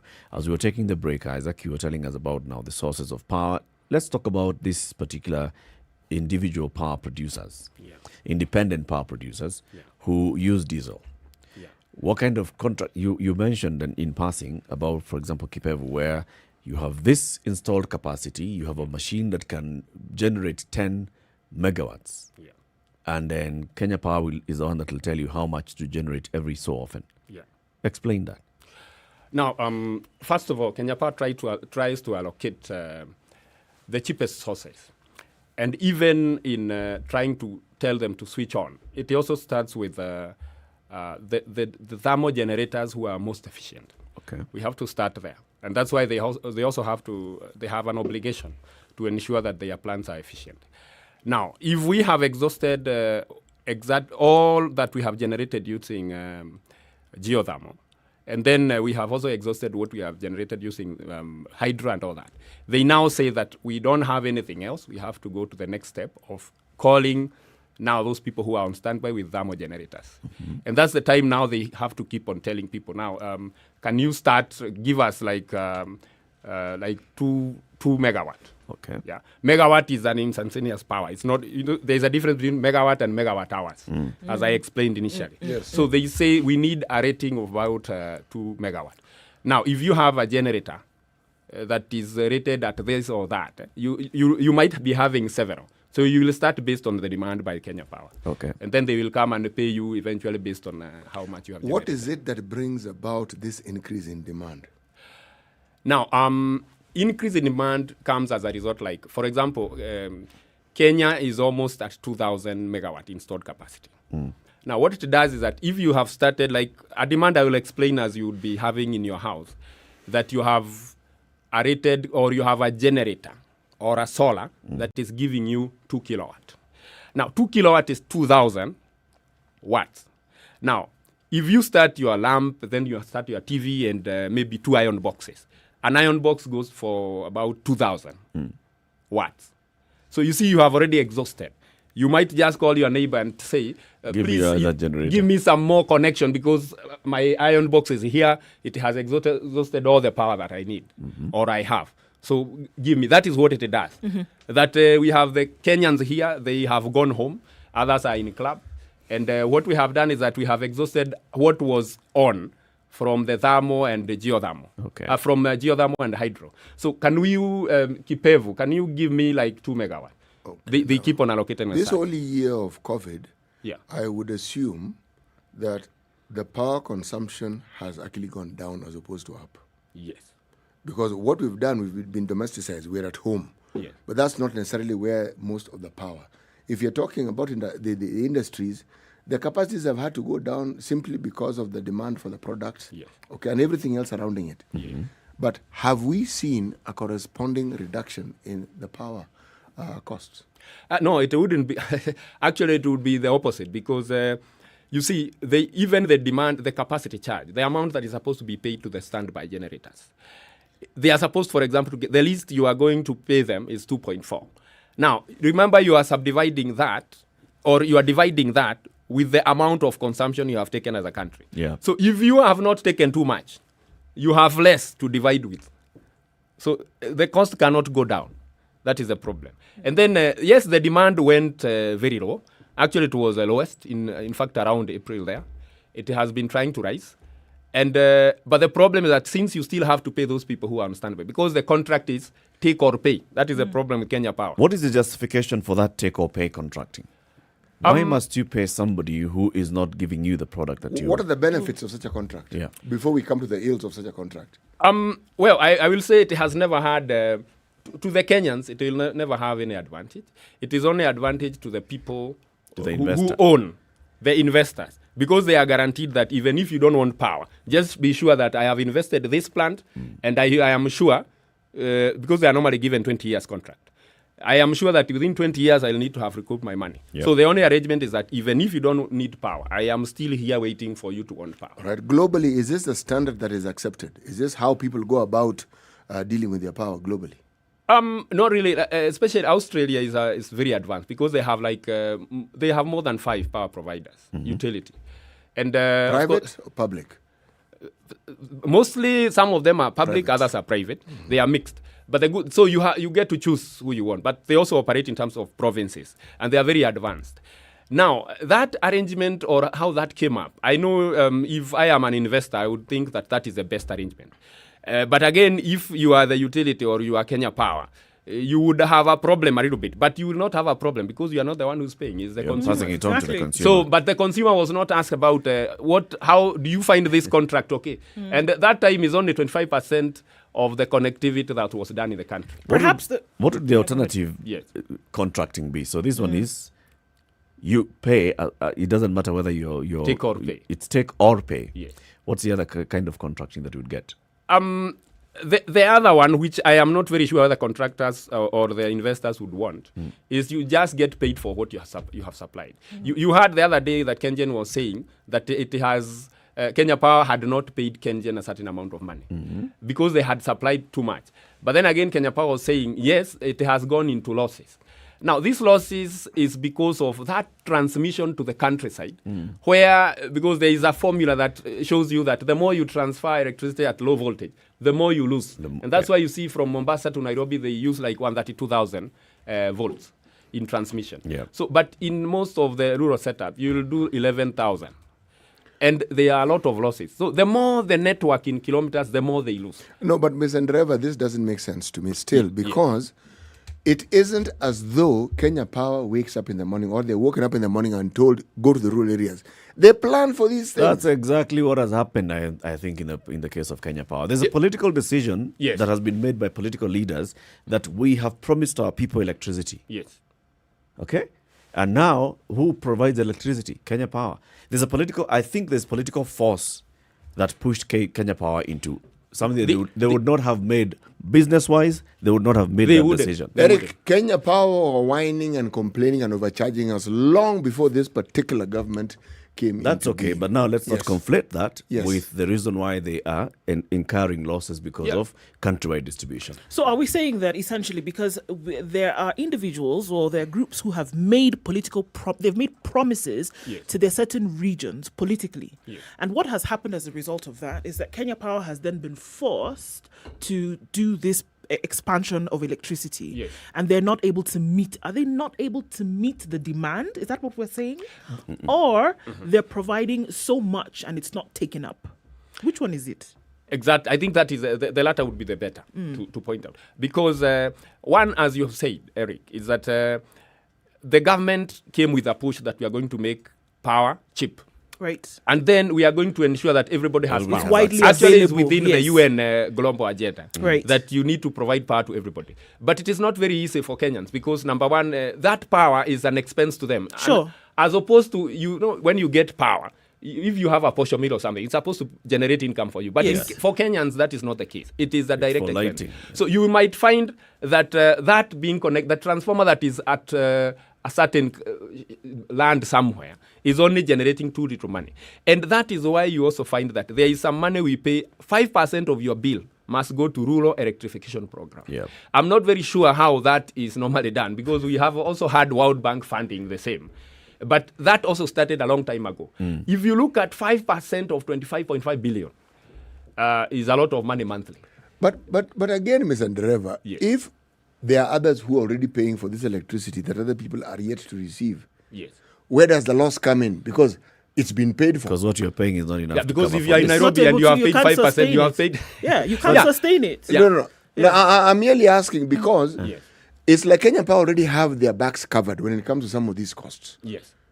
And yet, they still talk about loss. I think not, CT. Because I'm thinking, look, who are those big power consumers? Industries, where are they located? So they are located within these urban areas. They're talking about taking power to a village called somewhere Ntarara, all right? Somewhere in Kajiado South. For power to go to this Ntarara place, and this is a community that people live within 2 or 3 kilometers one away from each other. You have this one transformer. You have all these power cables going. How much losses? How much power do you actually need in that one transformer? These guys that you've supplied power to, how much are they consuming? Are they switching on power throughout the day? So how much are they going to be billed at the end of the month? Like you said, if it's 100 bob at the end of the month and you have one transformer serving 5 homes, that's 500 bob. Is that enough? And now it's not the only one. You have several others And scattered it's all not over as the though country. you can, and stop me if I'm wrong here, Mr. Ndereva, it's not as though when you put up that transformer that's feeding, you can't say, okay, well, let's just, supply just a little bit because we know that a few. You have to put through the full supply. Yeah. And basically what's happening is that you have a full supply of power. It's not being taken up, Yes. right? Because you have this distance between users. And in terms of population, it doesn't get mopped up the way it does in more populated areas. So that is where the loss would be coming For from. Kenya Power, For then. Kenya Yeah. Power would be coming from. Yeah, it's not supplied like, I would say like water, where it comes and then you can't When take you it out. turn it off is when you use it, It right? is actually, when you use it, is when it drains from the demand, Yes. the national demand. But remember, you have the whole infrastructural installation. Right. And that is what is expensive. When they have supplied that power, there is a lot of losses along the line, but they are just bringing you like 100. A little bit of it. A little bit of it. Yeah. Yet they have lost too much. And that's why you see Kenya Power increased. Last year, they increased the losses from 14.9 to 19.9. And that was approved by EPRA. That is some of the charges that you don't get to know. And again, remember, they were also trying to apply for 20% increase. I think they want to be number one in Africa. And, so what you're looking at now, it looks like there's a competition to get to the first to get to the place first. in terms of most expensive. And you see, if you look at the countries that are having are ahead, like for example, power is I think 0.29 Kenya shillings in Somalia per kilowatt hour. What we are paying 24 is 0.29. How do the Somalis manage to do that? I don't even understand because you see, either it has decided not to tax the citizen, but again, maybe the infrastructure is not so advanced for them to be expensive. But even with that, having said that the payment from M-Pesa is what is expensive, you see, that is ideally the government decided to structure that to ensure that they are getting some money through that platform. I don't know who owns it. But there is even another one that is hidden. I was trying to say the next cost, because there are normally three. The next cost would be the hidden cost. Now, for example, if you ask, the tariff structures, they are industrial. They are called commercial industrial. There is CI1 and CI5. That's starting from 415 to 132 kV. Those people are made to believe that they pay, for example, for CI1, they pay 12 shillings. That is what the government says, that you guys, you are paying 12 shillings per kilowatt hour. But it has not told them that you are actually paying 19.47. So where is the 7 shillings going? That is taxation, fuel, taxes, All those warma, and all that. things. Now, it's not even 19.47. It is actually 20-something. Now, that is where now the consumer decides how much you need to be charged. Why? Because you will be charged demand separately and power factor separately. So you will. I normally do audits. What are those? Those are things that, that's why I'm saying there is a lot of lack of information in the country. When you have three-phase power supply, you are charged because if you have been told that you demand, like what we were saying, that if your iron box is demanding for 2 watts, or 2 kilowatt, now you will be charged an extra 800 shillings per kilowatt. So you'll pay an extra 1,600. On top of what I'm saying is 19.47, they will end up paying 20-something. Because of the iron box now coming on. No, because of it's on the bill. The demand is charged separately. Right. It is on the bill. And so if your demand is like 1,000, remember, you will pay 800,000 extra just for demand. Okay. Now, these independent power producers, yes, you said, do our laws allow them to provide us with power directly? Aside from solar, because solar, you install it, it's yours. The new law has allowed, but the problem is how do they transmit?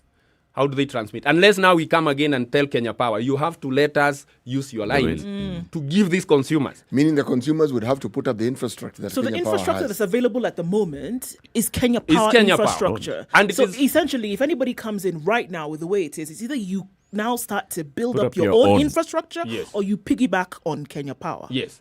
And Kenya Power, remember, even Kenya Power is not genuine because it was also assisted by the government to acquire that way live. So they are also supposed to be that generous and let you. I was even saying, can they allow us to mount other lines on the same pole? We will not touch the ears. We mount others parallel. But now, coming to the third one anyway, because we are finishing on what makes power expensive. Yeah. The last one would be the taxes and levies. Yeah. Those taxes, we had preempted a bit of it. that taxes is what, and that is where the government does not inform consumers. Because if you are told that, okay, we started by saying fuel is about 2.4. There are times it has been 5.35 in March 2018. Now, we are asking, when they are making a decision on what to deduct, who is watching for the public? When they say that inflation is going to be charged at this amount, who decides how much that is? And you remember there is a lot of money. The only constant charge we know is 0.03 for EPRA and 5% for REP, Rural Electrification Program. The rest keep on fluctuating. Those are the charges that we need to be told every month, just like the way they say fuel, because even fuel they gazette every 14th of the month. But what they are not keen to do is to let us know it is now from 97 to 103. These are what has informed those changes. Because those are the challenges we are having in informing the consumers. And now the consumer is becoming a very key person in deciding the economy of a country. If you don't involve them, then they will keep on shutting business, and others are going to the US, others are going to the farms. They will be demotivated. Realistically speaking, I mean, void of emotion and things like this, is it possible for power to be provided to consumers, whether we're talking about households or industry, without these taxes that we are talking about, hidden or not, the ones they tell you about on a month-to-month, water, rural electrification, fuel, etc., then some of these other hidden ones, is it possible to provide power right now with the way things stand at a price that Kenyans would be able to afford without all of these taxes that we see being applied to it? Is it possible to do the job seamlessly without those extra 2.1, 0.75? Is this possible? Is it possible? Is it possible to milk a rock? Realistically? Yes, No, it is possible, because if it is the government that decides that I will not tax my citizens, it is possible. Because basically, the amount of, you will be shocked at the amount at which Kenya Power buys power from Kengen. Because if Kengen is making a profit, yet Kenya Power is making at a loss. Yeah. And you see, and Kengen has sold at probably even a half. Because when they are saying it's 12 shillings, or for the ordinary citizen, it's 10 shillings. When they say it's 10, you'll be shocked that it may be around 5 shillings is how much they buy. Now, for them to now see someone selling at 24 shillings, something they bought at 5, and they are making a loss, you see, definitely it's the government. And because I always say that Kenya Power is 50% owned by the government, why doesn't the government decide that we don't want to tax more because we are getting profit from our 50%? So it's getting the 50% share, yet it gets to milk some more. So basically, it's making money. It's getting a dividend from Kengen. Yes. Where it has bought the power, and it is making losses here from Kenya Power, where it has sold the power. Yes. But zero sum. Is it really making a loss? Kenya Power? Yes. Yes, they are making a loss. Genuinely? They are genuinely making a loss. From an engineer's perspective, I would say they are. Because I want to confirm to you that they need to add more staff because of the... don't joke with increasing the connectivity. The workforce. Because they have increased from 25% to 50%. And we've not had such increased employment in Kenya Power. Because if we had like 300, we need to now have like 1,000 of a certain status of, if it is managers or that. Now, that same increase in power has not informed a commensurate increase in the labor force. As a result, they are also demotivated because there is a lot of work. Basically, how would the increase in... I understand how it would be useful in terms of their productivity, but in terms of cost and eliminating the loss making... The loss, yes, they are making a loss because of now the drive by the government. The government came and said that we will connect power to very many people. Yes, they did. Now, that itself, because of that constant loss, it's like someone is using electricity without paying, yet it requires maintenance. And we don't have those people to do all that maintenance. That is a challenge. So now, the problem is that they can make a loss, and that is why you see they did some devolution sort of, because they have now decentralized. It's now the county business managers who are now the heads of power. And I think the problem will come in when they will be told that now we have to account for your income per county. You see, like Nairobi have been subdivided into 3. There is Nairobi South and Nairobi West and all that. All other counties is 111. So we have several decentralized, like 50 of them. I think there are 49 because Nairobi is 3 and then the other 46 counties. Yes.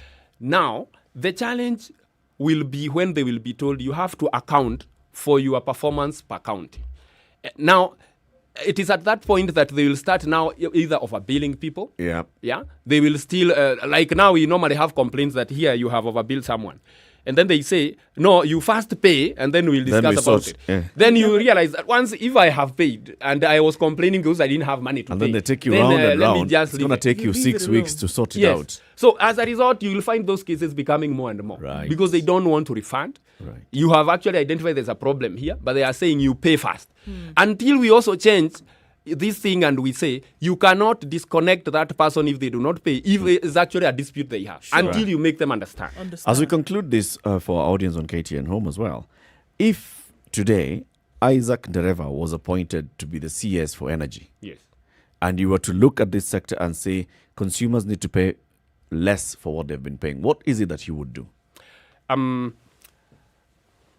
The difference is that now, number one, I would basically say that the power generators that are expensive, like thermal, I would remove them from the grid.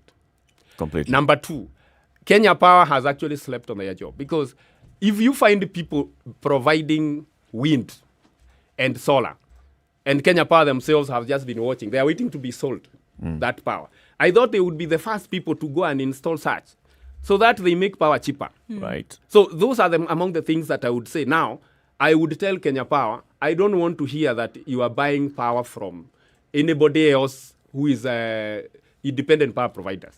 Just ensure that you install also your plants, where in case you find that it is becoming expensive because the person you are buying from is becoming expensive, just ensure that you produce it. Then number three, I would also try to produce power nearer to where I am supplying. Yeah, because this transmission is becoming a loss. And that is why they are charging us more. Right. Okay. Yeah, I would tell them that if it is Nairobi, or wherever, if it is, I know some of the sources like it, if it is in... Mr. Ndereba, does Kenya Power employ people with your sort of training? Do they have people like you in their employment? Yes, they do, but the bureaucracy there is a bit complicated. Because number one, you rise from the bottom. Right. And there's a pecking order. You cannot just be, other than just the MD. Put it correctly, there's a political pecking order. Yes. You have got to rise. Anyway, let's say goodbye to our audience on KTN Home, who've been with us since 7 o'clock. This conversation continues on Spice FM, and Spice FM is on 94.4 in Nairobi. If you're in Malindi, tune in 97.7. Nyeri, it's 90.9, 96.7 in Eldoret, Nakuru, 96.0, 102.5 in Kisumu, and 87.9 in Mombasa. We have this conversation. We're going to have Dereva for a few minutes, and then we'll switch into another conversation into the next hour. Good morning. This is the Situation Room, the only way to start your day. Spice up your life. So those are three things that you do that need, from where you sit, that needs to happen immediately so that we can start now regularizing the cost of power. One is cancel the contract with the IPPs, yes, especially the diesel ones. Yes. And then say, Kenya Power, invest in your own production capacity. Yes. And then, but wouldn't that bring in a conflict of interest where you have to buy power and then you also one of the producers? No, I don't. Doesn't that bring in conflict of interest? But before KenGen was put into being, Kenya Power was doing precisely that. They were producing their own power. Exactly. And now we have a decentralized system where we have producers, we have transmission, and we have Kenya Power as the final last mile distributor. Yes. Now you are telling the last mile distributor, start generating. And we're bringing in the debate of which interests should take precedence, because what is the action that must be taken by Kenya Power to ensure that the citizenry who ensure that they are what they are actually get the best and they get value for their money? Because we are certainly not getting value for our money. Yeah. I agree. Maybe then would the other conversation would be encouraging others to come, other Kenya Powers to come up. And that's why it comes in with Kenya Power being mandated, for example, to provide its way leaves to new entrants and new players who are then regulated by the EPRA and licensed by the Ministry of Energy. So you clearly know that you have come up, you are Rabai Power, and you're going to be supplying power in this region.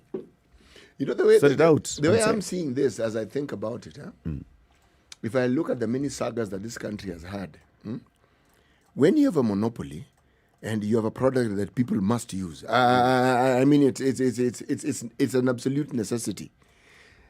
Then you'd put in you'd make sure that there's a structure that guarantees that you milk it as much as you possibly can. Even as we talk about foreign countries, I think those companies may very well have originated from some foreign countries, but we have people within the country who have an interest in it. Because how do you explain a skewing of systems and services that keeps us paying, keeps these people in business, and yet it doesn't benefit us? How? It's not as though the people who are within Kenya Power can't see this. I'm sure they can. Of course they can. And I'm sure they know it. They can. The challenge with Kenya Power is, as we said, it's very political. Yeah. And you might be having ideas. But the challenge is that those ideas, if they look like you are going to outsmart your boss, then again you are kicked out. So as a result, we can only manage to talk when we are outside We've Kenya got Power. to depoliticize this whole thing. Because also remember, City, just like we're talking about, that whole distribution, it's politics. Same thing happens in the water sector. We have water companies supplying water to various various areas. These water companies, some of them are going at a loss. Why? Because of political issues. Yeah. So a politician has come in and he has promised everybody you are going to be getting water for free. Then you go to the water company and tell them, can you give people water without billing? The water company asks, so how am I going to cover my costs? How do I run this business? You get out. I'm going to kick you out as the MD. Utanijua. Politics. Yeah, and especially, in fact, politics is the one that has killed Kenya Power, exactly. Because, number one, you also understand that when you have change in the presidency, even the cabinet secretary or the ministers, they also change. They change. And so, if you say that we are going to ensure 100% connectivity in Kenya and the power will be cheap, that can't work. So, when you are told by the person who knows that you see, guys, we are in Kenya Power, but that cannot work. Can't work. Then you are told, get out. Then they put another CS. The CS comes and says, this has to be done. I am here to ensure that this is done. Then the juniors there keep on saying, you see, you guys, this cannot work. And as a result, we think we are going to... Then you are kicked out. Then they bring someone. So they keep on bringing people who don't want to analyze the situation. And they keep on doing. So until they were found between a rock and a hard place, that now we have supplied power, but these people are not paying back. Yes. So this transformer is going to take about 500 years to pay back. So what do we do? So we'll have to keep on getting money for rural electrification to pay for Kenya, so that you also accommodate those people who are not able to pay for their transformer. And that is a challenge we've been having in the country. All right. That we cannot be able to support the infrastructure with the payment from the bills now. As we conclude this conversation with you, Isaac Ndereva, we thank you very much for joining us. Give a message in just 1 minute to your would-be members, and these are the electricity consumers. What would you like us to know and do? Well, thank you very much, Eric. As members of Electricity Consumer Society of Kenya, we have some subscription for the big consumers. But more importantly, because we are also a non-profit making organization, is just to have some public hearing. We are offered some platforms to inform consumers. And more importantly, we want the voice of the consumers to be heard from these providers. That if you need to, these power prices need to be gazetted, and each month it needs to be explained why it has been that. I had people asking, why is electricity expensive, yet there is a lot of rain? And that is not where the problem is. You will still find that it is 2.4, that is the fuel cost. It will never come to zero. So that is the information that people are lacking. And then people also don't understand that when you exceed the 100 kilowatt hours limit, when you jump to 101, then you stop paying at 10 shillings. You start paying at 15.8. Then, and that is 15.8 plus the taxes that comes to around 24 shillings. Now, the person to tell you that you have exceeded the 100 kilowatt hours per month is nowhere to be seen. Because it is Kenya Power, it's supposed to tell you. Like the M-Pesa. You have now on 28th, you have clocked like 98 kilowatt hours. You can decide to switch off. Your so that data the month consumption jumps, is now below 5 you don't MBs. go to the next bracket. Yep. But now there is a certain application that Kenya Power has brought. It's called My Power App. You download it on the Android phone. That gives you track of how much you've been paying and how much is your consumption. So that you're able to tell Kenya Power, why are you charging me 15.8? Yet for the last 3 months, I've been averaging at 80 kilowatt hours. But you see, now, bulk of the, like 36% of all the amount that goes to Kenya Power would be for the consumers who will not know whether they are supposed to be on the bracket of less than 100 or over 100. And they are not also able to keep track. And you realize even the other time, they were not giving the details of the per unit taxation. They were just giving a bulk when you pay your token. That is part of denying citizen information. So this Electricity Consumer Society of Kenya is one body that is supposed to disseminate that information if it has been given that power by the people. And that is where we want to move. All right. Thank you. As consumers, we will engage with you more and more and seek to give you that power so that then you can keep us empowered with information. Thank you very much, Isaac Nereva, Executive Director of the Electricity Consumer Society of Kenya. All right. Have a great day. Yeah, thank you. It's now 9 o'clock.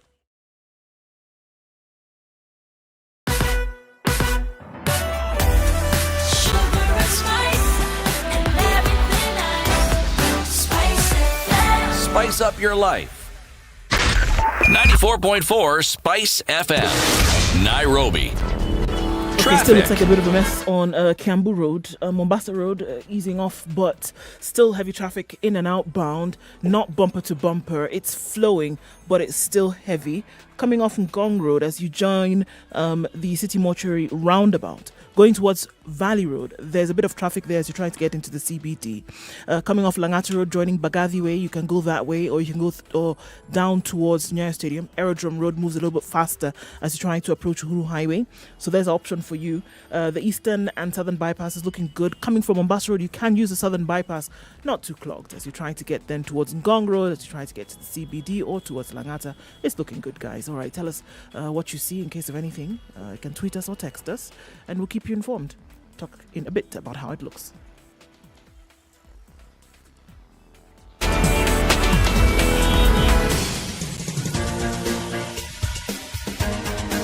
This is The Situation Room, the home of hard-hitting political commentary and penetrating insights about the state of the nation. This is a talk radio experience like no other. The Situation Room, a place for hard truths, debates, and elevated conversations. The Situation Room, witty, political, engaging, deep, controversial. In the room, we have C.T. Muga, researcher, academic, seasoned political observer, a fountain of wisdom in these politically uncertain times. Ndu Oko, Nigerian by birth, Kenyan by choice, communications expert, Pan-Africanist, a truth seeker and believer in people power, and Eric Latin, agent provocateur, the man in the chair, seasoned journalist, news hound, a man who believes in punching up, not down.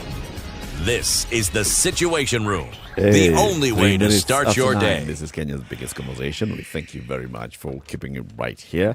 Let's begin the hour with today's proverb. CT. The monkey that tries to see the hunter clearly collects bullets in its eyes. Right. The monkey, the bullet, the eyes. All right.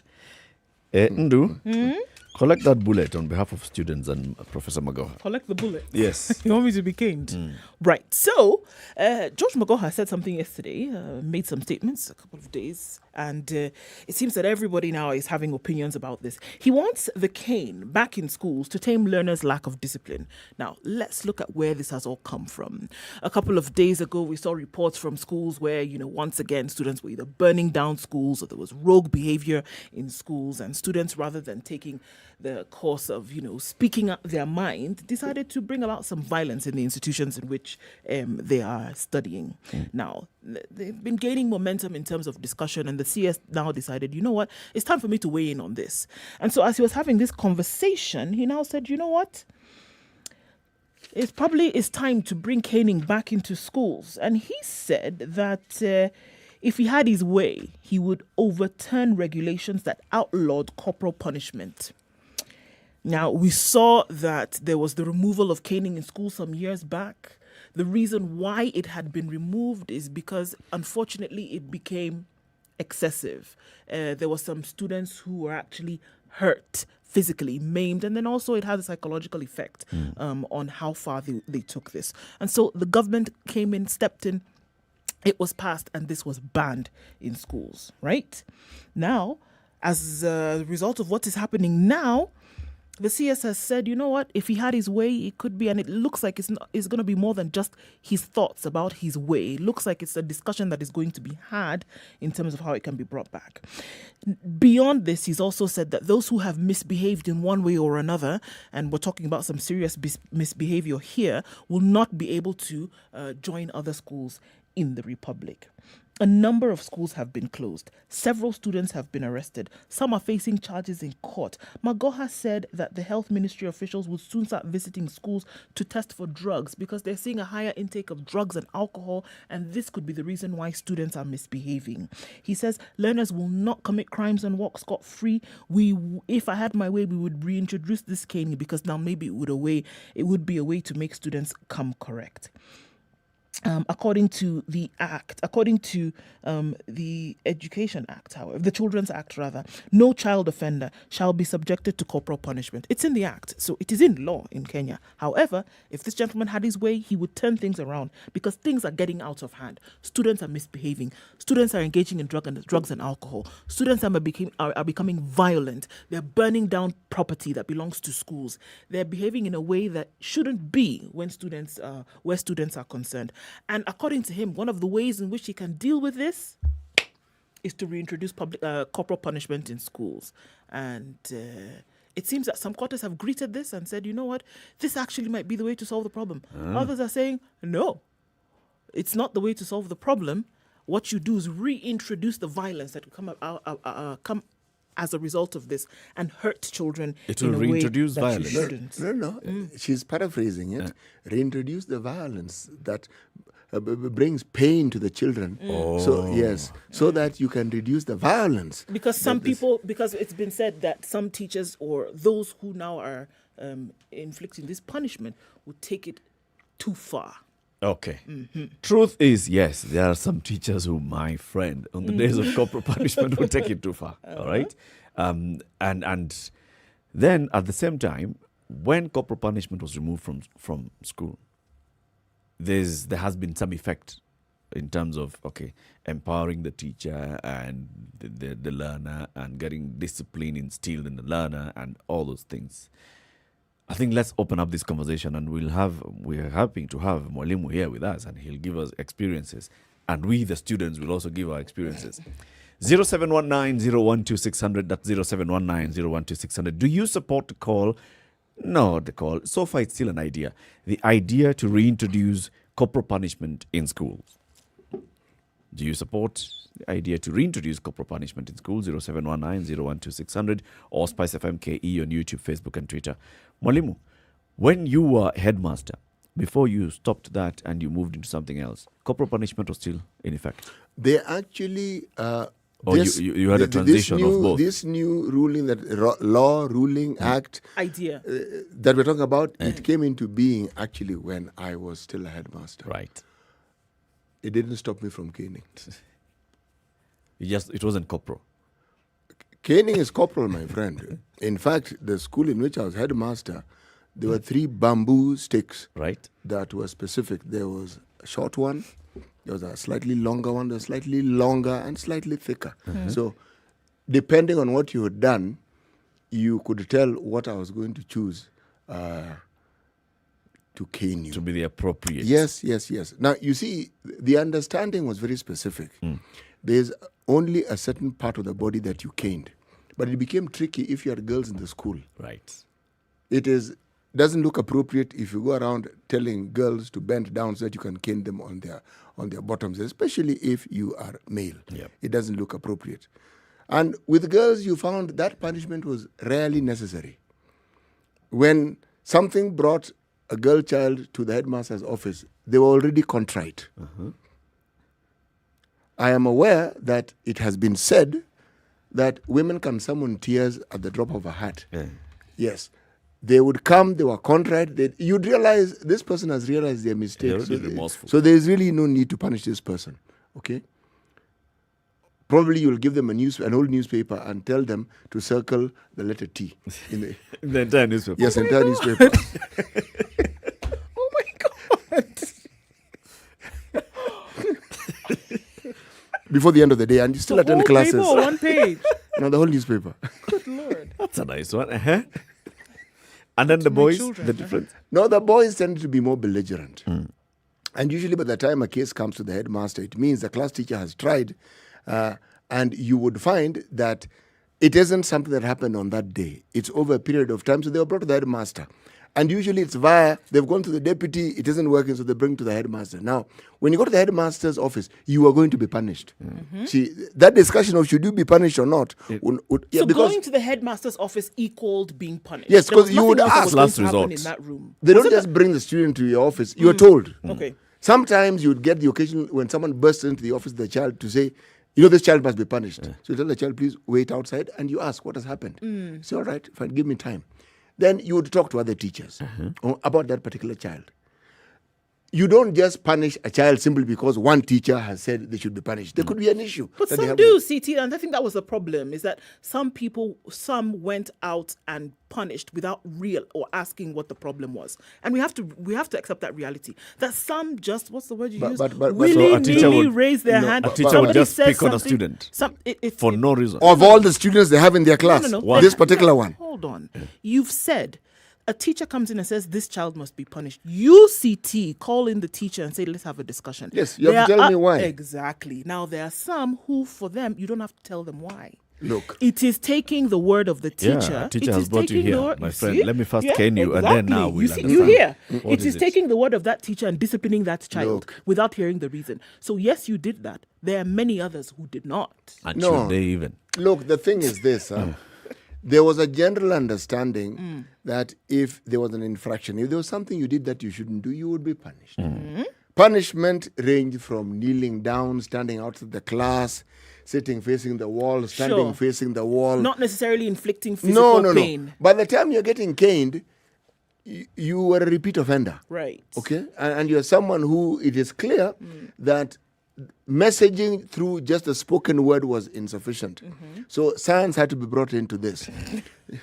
Physics even. Yes, Yeah. they had to administer some direct pain to the nether regions of your body so that this particular message could actually now sink where it is supposed to be. How that message moved And from did your it? bottom to your brain, that's a completely different matter. Ed is on the line. Let's hear from him. Ed Getonga in Nyeri. Good morning. Hey, morning, guys. How are you? Good. Good, thanks. Well, I've not been good. I kind of lost my job. But anyway. Hey, Pole, what happened? Gari ilileta mashida and then mwenyewe akatoka na matatu. Akafunga biashara. Akafunga biashara. But Gary was in a shida. I mean, it's not as though there's no car that runs forever without a problem. Well, financially. Him is a financial thing. Right. Okay. Now, here is the thing, Watoto watwangwe. What? Yes. Let the children be thumped. Because I'm going to tell you this. Do you remember you guys when we were speaking last time about how kids have kind of lost it? Yep. And the pregnancies and everything. And I told you guys, we have lost it because currently there is no discipline that is happening. Ed, are you saying that when you introduce the cane, you're introducing discipline? Yes. Explain to me Because I the can relation tell you between the cane and discipline. CT. Yes. These days, Yes. parents usually relate discipline to counseling. Yes. And they forget this, Mtoto anaweza kuwa pretender mzuri sana. Anaweza kuwa pretender mzuri sana. Ana pretend that akona shida na hana shida, just trying to create an excuse ndio umuondoke. So I can tell you this, when punishment was there, hata unakumbuka zamani Eric, wale ulikuwa unachapwa na anyone from the village, you wouldn't have misbehaved.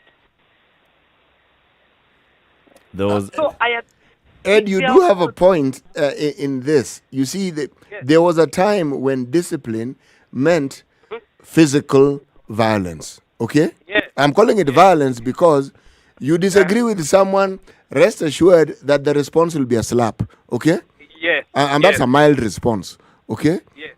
If they disagreed with you a little bit more, they might punch you. If they really disagreed with you, they might punch you and kick you. So what I'm saying is... Not that kind. Yes. Not that kind. So at what least are you let's be referring at the to? beginning. Let's be a beginning in the sense, look at this. For example, Magoha was speaking about when children are expelled, let them not be introduced to other schools, right? Yes. Actually, that is common knowledge. You shouldn't accept a kid na unajua huyu mtoi alifanya visanga kwao. Let me explain the thinking that went into some of the changes that were suggested and eventually made. Was understanding why the children do what they do, okay? And the concept of a second chance. Remember, there was a time when if you got pregnant, that's it. Now, men may not understand it because they don't get pregnant, but that was it. Now, the girl. Imagine the poor child who gets pregnant. People who get girls who got pregnant, it isn't that they sought pregnancy. Many of them had no clue that they were even going to get pregnant. Or how they got pregnant. Yes, they were not even sure. Yeah. So what I'm saying is, we shouldn't isolate what we see going wrong and not consider some of the positives of it, because right now girls who've been pregnant can still continue their education They're one way or the readmitted to other. school. But then there are those who argue you're then encouraging promiscuity. Okay, but those who have been expelled from one school? By the My time a friend- child is expelled from a school, They've run through you've gone through very many stages. Not all of them. Not all of them. Not all of them. Not all. And when there's a problem in a school and children have a group have been singled out, in all honesty, you need to talk to each and every one of those children. Let's hear from other callers as well. Hey, Ed, have a good day. Elijah in Nairobi, good morning. Morning, guys. How are you? Very well. Fine, thanks, Elijah. How are you today? Fine, thank you. Have we spoken to you this year? Probably not. Then New Year greetings to you then. To you as well. This issue of caning, I'm a Christian by upbringing and by practice. And the good book says, foolishness is bound in the heart of a child, but the rod of correction shall drive it far from them. The same book says, if you beat a child, they shall not die. Discipline them. So there's an implicit warning there that don't beat them to death. But children, and I'm speaking as one who needed it, need to be beaten. Not out of anger, not out of malice, but out of discipline. There's a culture that I read about a couple of decades ago where they don't believe in this concept of a teenager. You are either a child or an adult. If you are a child, you abide by the rules of the people who take care of you. And you have certain responsibilities and certain rights. If you are an adult, then you set your own rules as per society, and you have certain liberties and responsibilities. The problem with this age called teenage is that we expect them to not be responsible for their actions because they are teenagers, not pay for their upkeep because they are children, but be able to chart their own path because they are young adults. Right. It's a ridiculous concept. Why do you say it's ridiculous? No. No. Let Elijah tell us why he thinks it's ridiculous. Because it creates a space in which you are not accountable, everyone forgives your actions, and yet you are assumed to have all the rights of someone who is able to self-govern. Yeah. It in my mind, it is ridiculous. And I believe you are either a child, and that's the way the law looks at us. You are either a child, so you cannot vote, cannot drink, cannot have consensual sex, or you are an adult. You can vote, you can live on your own, you can earn an income. There's no in-between there. There's no in-between. But when we come to now, talk to your child, negotiate with them, figure out how they want to eat, toto, kula chips, usilie, my friend. Chaos. The rules are there for a reason. Thank you, Elijah. Thanks. Fred in Nairobi, good morning. Morning. How are you? I'm fine, thank you.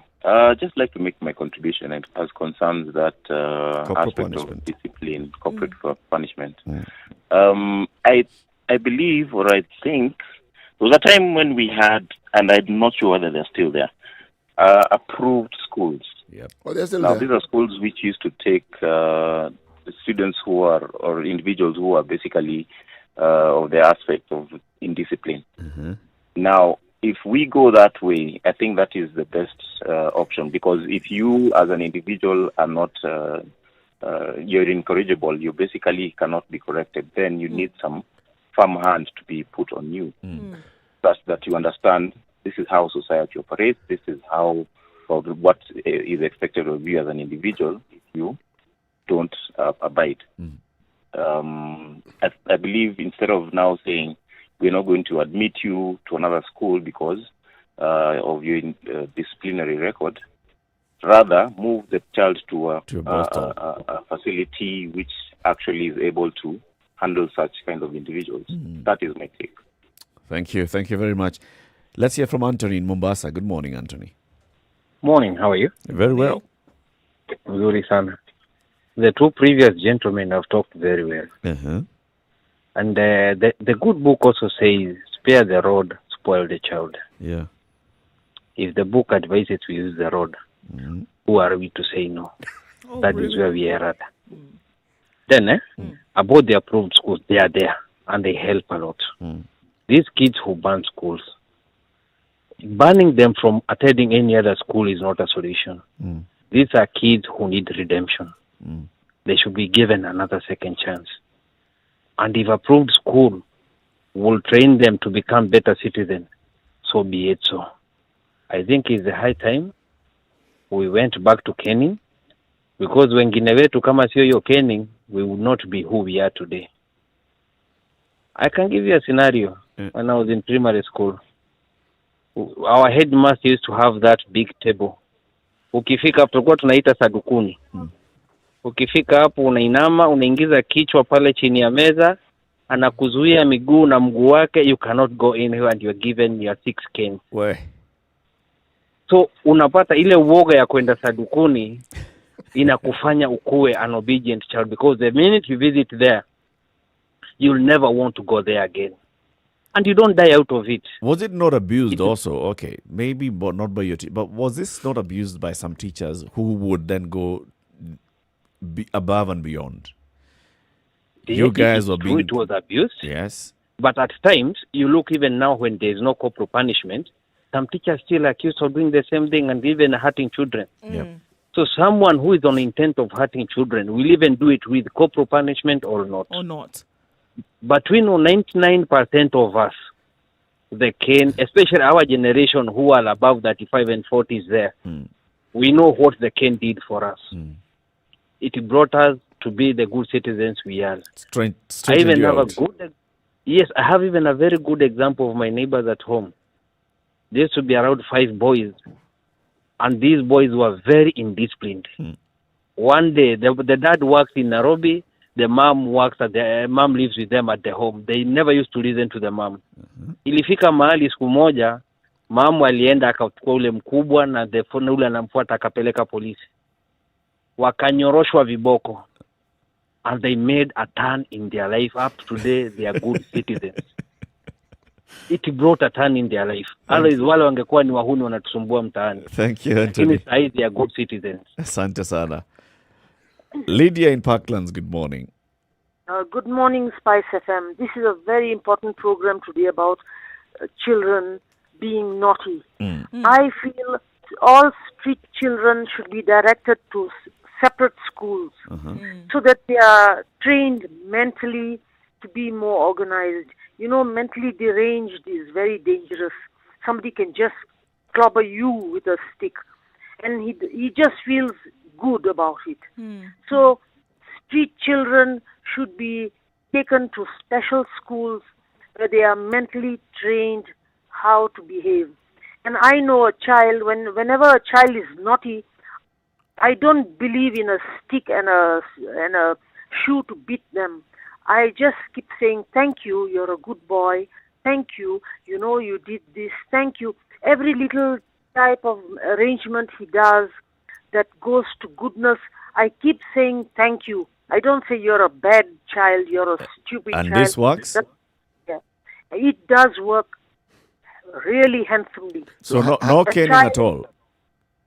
Without caning, yes. So even if there's no caning and all you do is affirm the child, what do you do then when they do something that is clearly wrong? There was a child, he's autistic.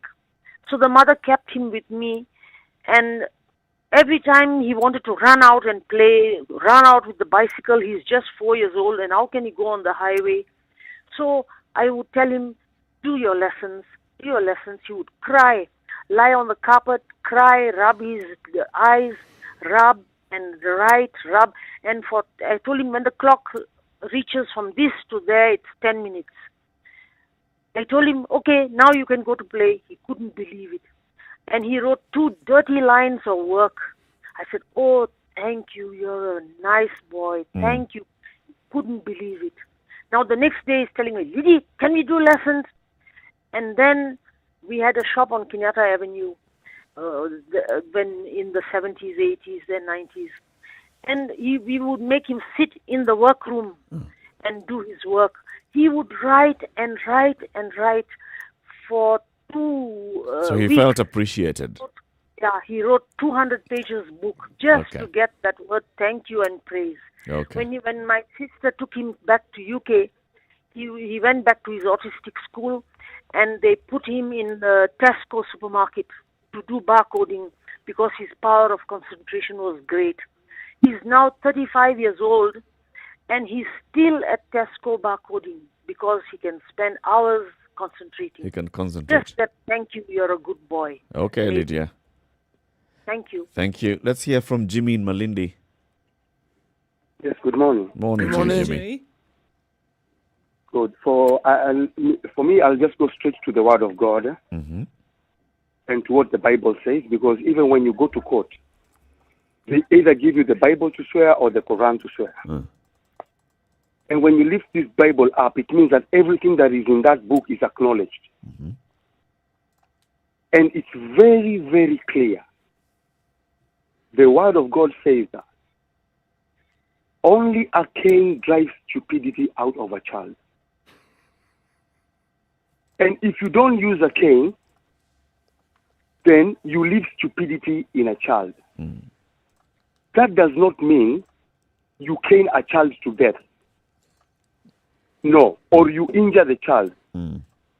What has happened is that they have changed this system from disciplining a child to corporal punishment.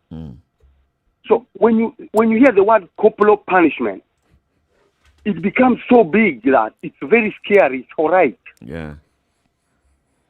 But the real sense, it is not corporal punishment. It is disciplining a child.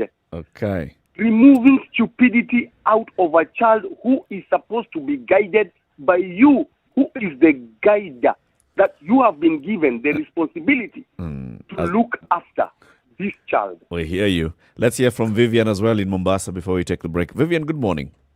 Good morning. How are you guys? Good morning. Fine, thank you, Vivian.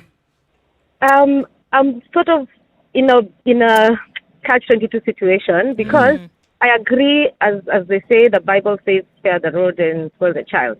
And this responsibility should fall on the parents. I'll give you a scenario. My mom caned me thoroughly, and I thank her for that. My discipline comes through my mom. But in school, we also had a lot of caning, and at times from a teacher who is annoyed simply because they come from home and they have their issues. I remember in secondary school, there was, at the end of the term, you needed to bring a stamped envelope for your report to be sent home. Now, me being a prefect, I was taking accountability for the class. Some were not able to bring simply because they could not afford it. Some, their parents are so busy they forgot to buy. And you tell the teacher within 3 days, they're like, you need to bring it deadline Friday, 10 o'clock. Friday at 8 o'clock, their kids have not brought. They cannot tell the teachers because they know the next thing they'll be caned. Why are you caning the child and not the parent who has forgotten, who has not given the money? What I did, I wore a buibui, I Skyped class at break time and went to buy the envelopes. On the way, I met the headmistress. She caught me on the way to the post office. Yes, and she noticed, Orengo, you're Skype from school, blah, blah, blah. I'm like, yes. Sorry, Ms. Amuka, I did this, but I did it because around 15 students don't have stamped envelopes. And we know by 11 o'clock you'll be caning us, and it was a girls' school. I was sent back to You class. sound like you were in Star of the Sea Secondary School. Yes, I was. Yes, I was. Uh-huh. And Mrs. Amuka at that time. Yes. So she took me back, put me in front of the staff room, and yes, I was given a beating on behalf of the class. Of everybody else. And on behalf of everybody else. And the rest of the people who had gone to buy the envelopes for were asked to clean the toilets. And the toilets were not anything nice to look at. Mm-hmm. So at the end of the day, I'm just saying, they don't listen. Teachers don't take time to listen. What is the core reason this child is doing this? Mm. Why are they banning? What is the root cause? Why are they taking the drugs? What are the parents doing? What are the parents saying? And will the beating caning, stop them? And will the beating or the punishment stop them from doing this thing? It may instill fear, but will it solve the problem? That's the thing. I had to change my young son from a school he was here in Mombasa because of caning. He feared school. I drop him at the gate. He cries loudly. He doesn't want.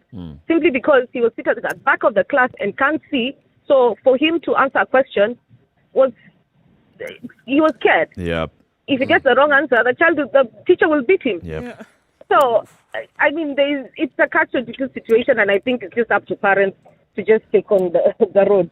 I hear you. And actually, you have a valid point there, Vivian, and also to understand the individual personalities of each child. Yeah. Yeah, yes. Yes. And study a child. Yes. If a child is sitting at the back of the class and they seem not to be able to answer a question, maybe they can't see. Absolutely. Yes. Maybe they need glasses. Maybe they Maybe need something. glasses. Yes. Yeah. Yes. So they don't listen, and they feel, oh, your child is low, oh, your child is this, oh, why don't you talk to me about it? I'm the parent. Maybe. I had sessions I was cut, my hair was cut. It was because it was hard. I had to relax it. So, yeah, they take these things out of hand. Yes. Thank you, Vivian. Have a good one. Tough time in school, eh? Cheers. Good day, people. You too. Bye-bye. 28 to 10 0719 012 600. Do you support the reintroduction of corporal punishment in schools? What are your thoughts on this? Let's take a break, see what's happening in the weather and traffic, and then we pick your calls. Good morning.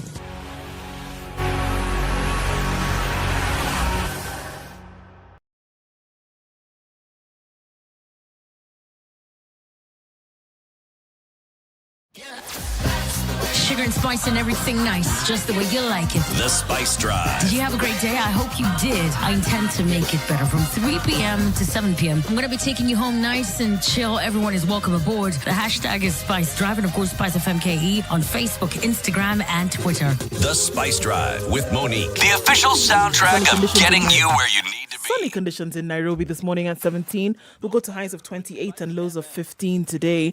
In Nyeri, it's 19, quite warm. Highs of 26 and lows of 11. Sunny conditions in Nakuru as well at 19. Highs of 28. The high will be 25 in Eldoret, where it's sunny at 19 at the moment. 25 in Kisumu. Highs of 31 and lows of 20. 25 and sunny in Kakamega. 32. The high today and lows of 14. It's mostly sunny in Mombasa. 32 the high and lows of 25. Looking at sunny conditions in Malindi throughout today. Highs of 30 and lows of 25. It's also sunny in Kampala. 21 at the moment. That'll be the low for the day as well, with highs of 29. It's mostly cloudy in Dar es Salaam at 28. A chance of rain here. Highs of 32 and lows of 25. Joburg continues to rain this morning. We'll go to highs of 22 and lows of 16. Quite warm in Lagos today. We're looking at foggy conditions, however. There's a haze over the city of Lagos. 34 the high and lows of 24. It's also the same in Kinshasa. It's sunny, however. No fog here. 34 the high and lows of 24. It's -1 and sunny in Beijing as they go into evening. 1 degree will be the high, down to lows of -10. Getting it a bit warmer in Paris. Mostly cloudy at 11. Highs of 12 and lows of 8. It's cloudy conditions in London at 9. Highs of 11. 9 will be the low. And finally, for now, New York in Friday, it's -5. Clear conditions. Look at the highs and still stay at highs of -5 and lows of -9.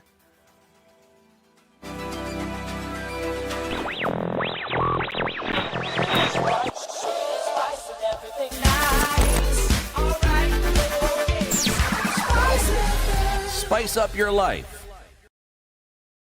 Okay, looking at organizers here trying to traverse the city of Nairobi. However, Juja Road, let me see, Kimeumana Mana.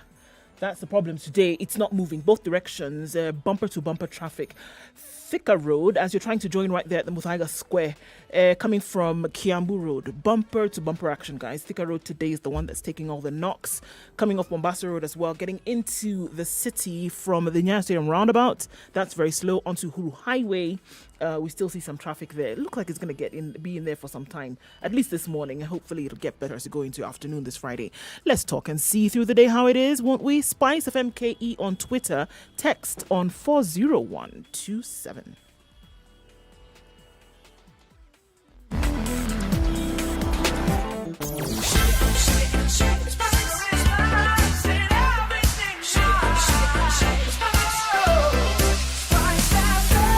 Spice up your life. Mature, intelligent talk every morning. Spice up yourself.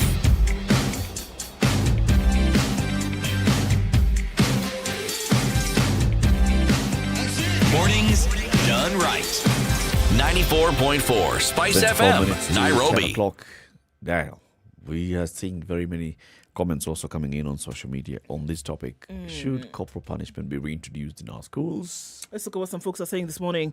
Where to start now? Abu Jamal Dennis says the cane gave teachers or adults a form of authority, even without necessarily using it. Currently, children carry knives to school because it is their right, and if a teacher asks, we get the consequences. As long as we continue pampering them, the quagmire has only begun.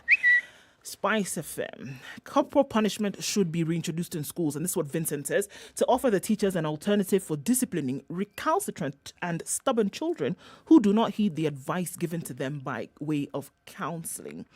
Benson just says yes. Aguk says, I finally concur with C.S. Magoha. I learned when corporal punishment was the order of the day in schools and all was well. Haruni says, I grew up to be a better person. Robert Gatimu said, caning made me fear school. I don't support it. Mwalimu Biwant says, yes, I support. Nowadays, students are not students anymore and morals have gone down. So, a mix of opinions here. People have experiences, various different experiences. Those who went through schooling when corporal punishment was allowed. So in the end, the final analysis is there's something that I got out of it.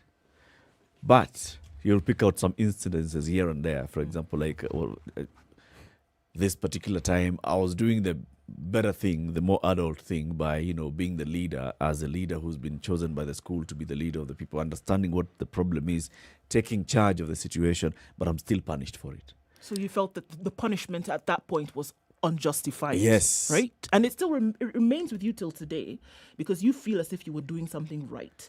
You were punished for it, but you remember that. Do you remember with such specificity about when you were punished for something you did wrong? Yes. No, do you feel like, okay, actually, I did it wrong and I should have been punished? Yes. As strongly as you feel about this time where you did something and you feel as if the punishment was not justified. The human mind is when you're on the wrong, you do not want to dwell on it because you know it's all you. But when you can blame somebody else and say, this one, you were being very unfair. My point exactly. It stays in your mind. Yeah. But in the end, you haven't looked at what is the justification from the other person. What is it, for example, that the headmistress wanted to teach this lady? So you are the one who's decided you're going to take the fall for everybody else. Sure, but look at it like this, right? Unfortunately, we have look, I believe that discipline has its place. It has its time. And I also believe that discipline must be followed by an explanation, preceded by or followed by an explanation. Now, look at the boy who sits at the back of the class, cannot see physically, and is punished for that. Which brings me back to what CT was saying. I'm going to discipline. I'm going to want an explanation as to what has happened for me to take the decision to discipline. Right? You will find some teachers or those who are in a position to actually to actually discipline, Yeah. asking for the reason as to why they're going to do that. There are others who just don't give a damn Yep. and are going to beat that child because they have the authority to do so. Whereas your parents are going to ask the question before when they're disciplining you, they actually want you to be alive. Your parents don't want you to misbehave. Your parents don't. Your parents. You mean your The parents slipper want, is here. You throw the do you slipper, and want- then now you start asking the Do you think question. your parents want you to misbehave? Of course not. That's why they're throwing the slipper. Because in their mind, you are misbehaving. Yes. Hey. Yes. Let's hear from Geoffrey. Anyway. Geoffrey in Mombasa, good morning. Good morning, guys. How are you? Morning. Well, I love the topic. Indeed, corporal punishment is paramount. It has to come back. But again, we have also to blame the entire society. Because initially, a child was brought up by the entire society. Whereby beginning from home, the surrounding to the school, everybody was concerned about the discipline of the child. And today, what is happening actually with the poverty level that exists, where mother and father have to go out and spend or find something for their children, you realize that the child does not have somebody actually to take care of them. I'm an example of a child who was brought up by a mother. Our father was away in town. And indeed, that lady could deal with us ruthlessly when it came to discipline. And for information, if you had a mistake in school and it gets into her ears, she'll still deal with you and take you back to school again to be disciplined by the teachers. So the teachers also had the upper hand to discipline the child because there was a support from the family parent. level. Yeah. But today you realize a child is punished with a genuine mistake, but the parent goes and complains, and they are even seeking the rights group. These rights groups are also ruining this society because discipline is paramount, but it needs the entire society to support it. But when other quarters are not supporting it, then definitely we'll have all these problems. Thank you, Geoffrey. On education system, let me just finish up a point. Yes. When we had the A levels, they had to go through NYS for them to be accommodated to the university. Yeah. So discipline was paramount to that level.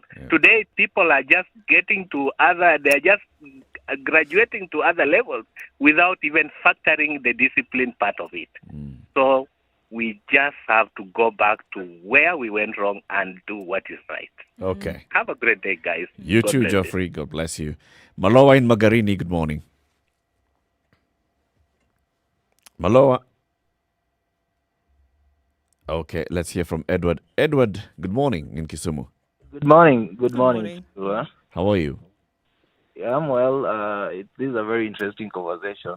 I had to drop 2 cents of my thoughts to it. Right. Right. First, I want to look at it in two aspects. First, I think this generation is growing up in a very different setup that none of us is aware of. There's a lot of external influence. Look at the social media and all that.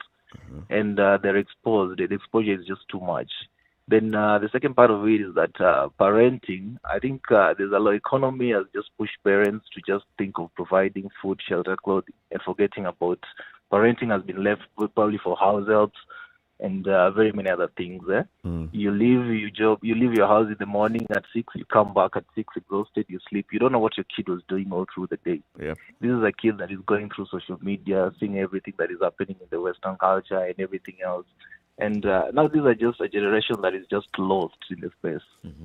So, of course, corporal punishment and kiboko, that has to actually come back in play. But still, there's a whole different mix. There's no manual just to guide these kids. But we need to get to a point of maybe looking at, they were not brought up. Back then, we were limited to things that we were exposed to. Right now, these are like small adults. Kiboko has to come into play, but it has to be a blend of something else. Now we need to look at it from that So there needs to be a balance. Do you think that there is a place where conversation can come in here? Because if you're looking at influences that come from social media, do you think that caning it out of these children will be the solution?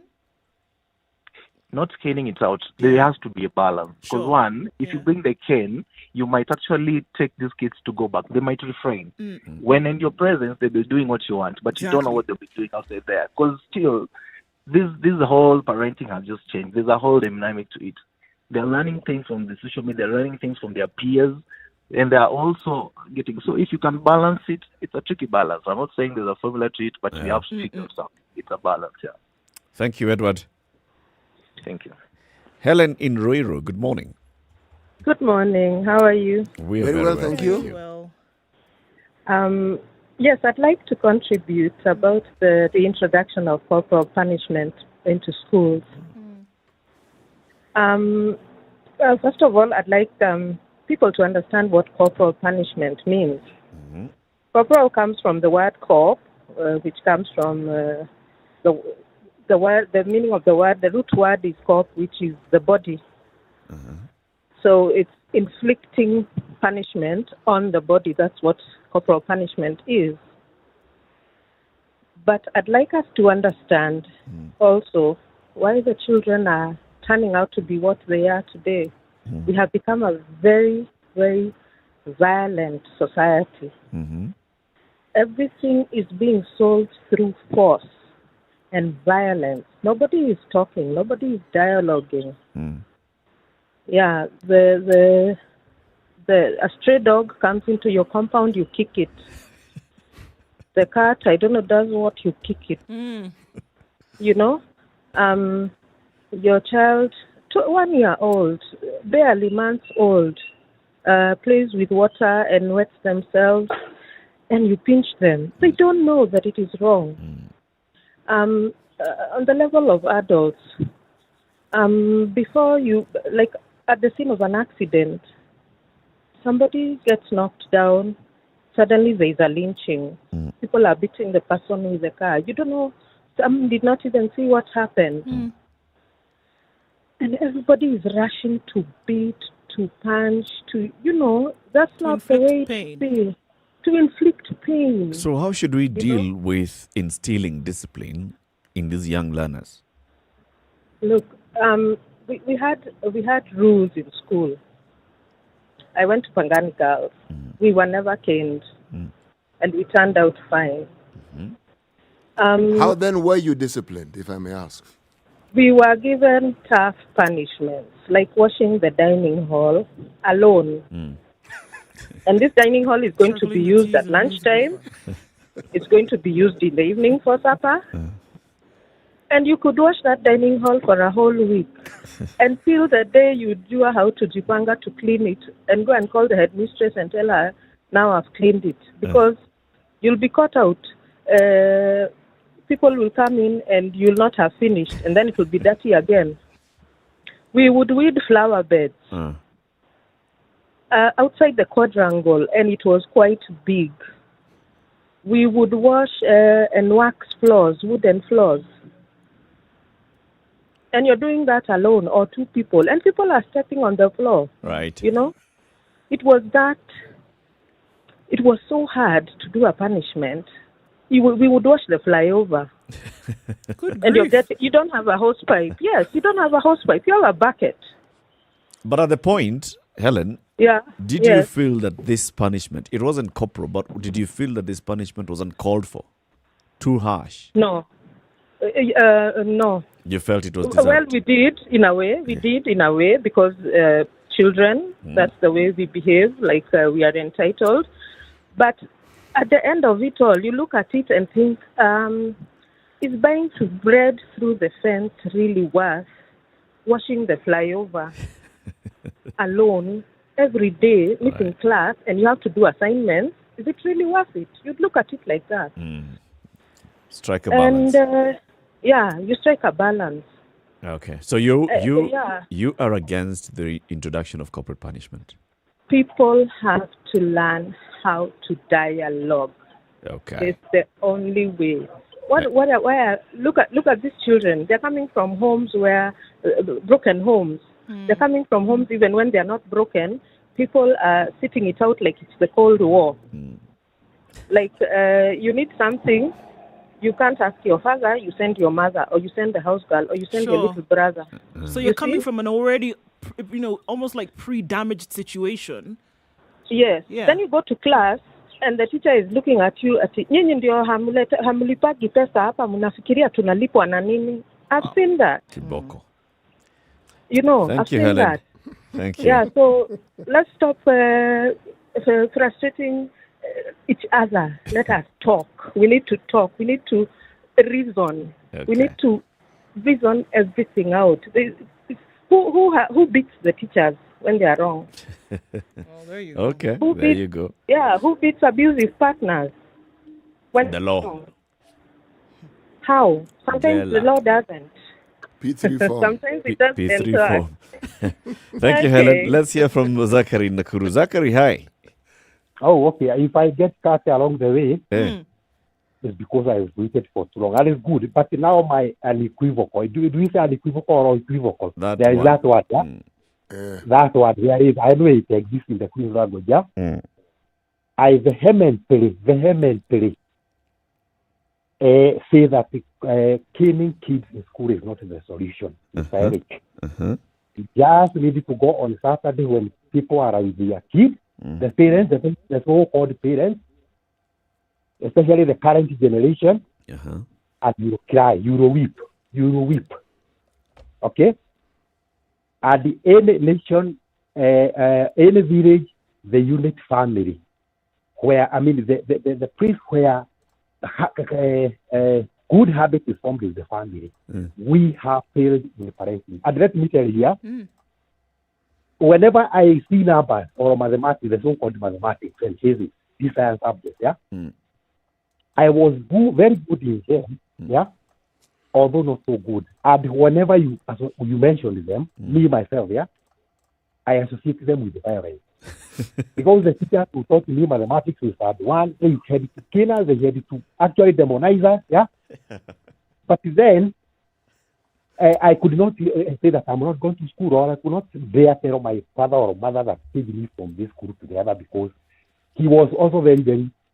I would rather. You'd rather be caned by the teacher than the parent.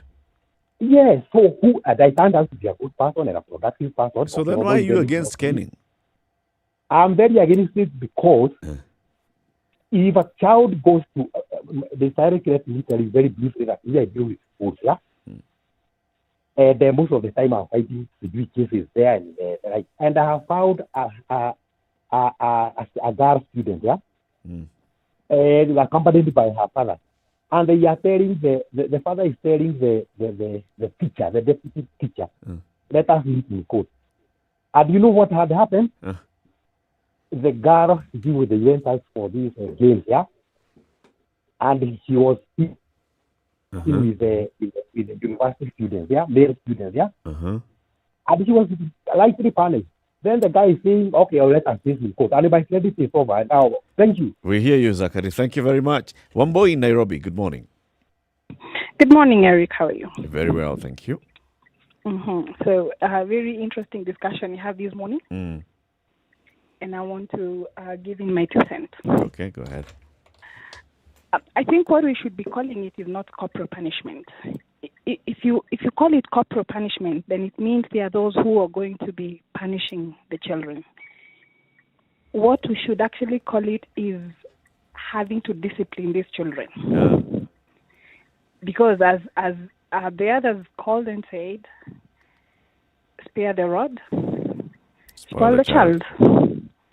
And most of us who are above 40 years, we grew up being caned. It was discipline. But you don't have to punish the child like you are beating to kill or to maim, as others would.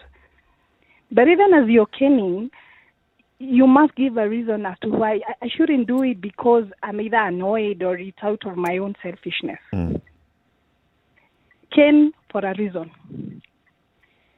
I have given you a first warning, a second warning. A third one, I'll just cane. So it should be progressive. Just like, yes, it's not the first time you do it and you're caned. No, because it's so persistent. Because even at your place of work, if you do something, you're given a first warning letter. Yeah. You're given a second. By the time you're being dismissed, it's been persistent. Yeah. So there has to be a reason why you're caning. And actually, just ask yourself, you will find that there are these national schools where you will never find indiscipline. Not just national schools, but some high schools, you will never hear about indiscipline. Go find out what happens there. Those boys are caned. There's discipline.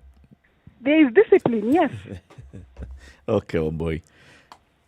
Thank you, and have a lovely day. Same to you. All right. Many comments also coming in on social media. What are people saying? Oh, that's for sure. Okay, so Okeo says, I don't support the introduction of corporal punishment in our schools. I'm here as an example. I suffered this, and half of my classmates in the village dropped out of school because of this barbaric act. I'm a teacher, and we are not being trained to handle learners the same way I was abused. I tell you, I haven't forgiven some of my teachers to date. Barry says, nope. Rose says, nope. Susan says, yes. Peter Wilfred said, that is a short-term solution. There is more than just viboko. Jacob says, I, along with many of us who went to public schools, were caned. I don't think it worked to improve my character. It just made me fear some teachers and rank the intensity of their caning. It doesn't work. It's a primitive way of dealing with disgruntled youth. P.S. Bado shule imechomeka, and yet they used to beat us up. Shule ilichomeka. Yeah. There's no part that was played by any of this. So May Jarju says, if we as good parents brought up our kids, good manners, respect, discipline them, then corporal punishment, is not needed in school. Most of the parents failed. That's another perspective to look at it from. Kibet Kipkoske. Yes, like before creation, we were beaten like by our parents and teachers, and here we are. This pampered generation are turning out to be zombies. Ouch. Okay. Theophilus Tugeni says, I support it. My goodness. I support it. You spare the rod, you spoil the child. Wakesho says, Kiboko can be reintroduced, but it's not lack of it that kids are not disciplined. But since parents have the responsibility be taken over by money, okay, I guess that's what she's saying. Pesa ndio inalea mtoto. Picture this. Kuna maid, kuna driver. Okay, I lost a comment there. So, kuna maid, kuna driver, mwalimu, etc. Mzazi ana time na mtoto wake. Okay, again, the introduction of parents' responsibility here. Hildar says yes. Peter Singh says, yes, during our days, schools were not burned down, neither carry weapons to school. But today, the government has given the students too much freedom. So there's a call for corporal punishment to be reintroduced. So many comments here today, but it's interesting. It's a mix of the yeses and the nos. It is. But the aspect of parents taking responsibility in terms of raising their children well comes out here. And there's a comment here that, I believe it was Vivian who made. If you look at those children who seem to have some issues, and that's why they are being punished, and I think CT can attest to this as well, there is an underlying problem that comes from home. There's something. So a child is coming late to school every day. You beat that child. Have you found out why they're coming to school late? Maybe they have to walk from home. Maybe there are chores that have been put on their shoulders by their parents as responsibility before they leave home and come to school. They come home, they're sleeping in class, and then you beat them. Have you found out why they're sleeping? Maybe they didn't sleep at night. Maybe there's no electricity and they had to stay up late reading. Maybe they're hungry, and maybe they don't have enough to buy food. And this is the thing that I'm saying. It doesn't solve the problem. You frustrate this child even more. So a child comes hungry, they've not slept, they've walked to school. If you've established all these things and you found out that this child is just being delinquent. That's the problem. How far do they go to establishing the problem? That's my issue. And I don't feel that there's enough effort in going towards establishing what the problem is. Can we say, Ndu, you can reintroduce corporal punishment, but then we have those regulations. First of all, talk to the student, blah, blah, blah, have a sitting. Once you establish that this one is just kichwangumu, beat the sense into them. And even that kichwangumu, is just that this is a child who's opinionated? Is this, you see, the foundation of discipline that people talk about, yes, they are bringing it home, but there was an understanding between the parents and the teachers. Then, yes. The teachers, yes, the PTAs came later, but parents trusted the teachers with their children. In Latin, they call it in loco parentis, instead of the parent. Mm. It was that understanding. And that is why you prefer to be punished by the teacher than to be punished. Because if you were reported at home, you were dead. In this case, today's is a different kind of loco, and not a Latin loco, the Spanish loco, where that it's like it's craziness and madness that's being inflicted on these children. But you know that particular collaboration is out. That's where the It doesn't exist because anymore, yeah. because the teacher was long disempowered. Yep. This is one of the problems that this brought about. And took out those frustrations on the children. Now, if the teacher is disempowered, they're not going to look after that child. No, if they're empowered, they don't care about they take care of the child as their own. Let's go. Okay, today's proverb as we conclude. Oh, we're going. Yes, we are. Today's Friday, you know. I know. I mean, okay. First Friday of the week. The monkey that tries to see the hunter clearly collects bullets in its eyes.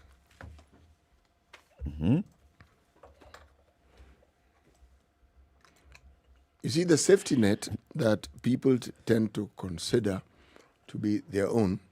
Remember, we're talking about sticking your neck out. You are the one person in class who is willing to ask the teacher the uncomfortable question. Okay? You are the one person who will want to talk about the emperor and tell them that they are naked. You are the one person who wants to correct your president and tell them that what they're doing is wrong. You are the one person who wants to differ with your group of 10 best friends about a collective view that they all hold. The result is the same. You will not be popular. You'll collect the bullet. You'll collect the bullet. Thank you very much. Have a lovely weekend, folks, and thank you very much for tuning into the Situation Room this week. Join us again next week.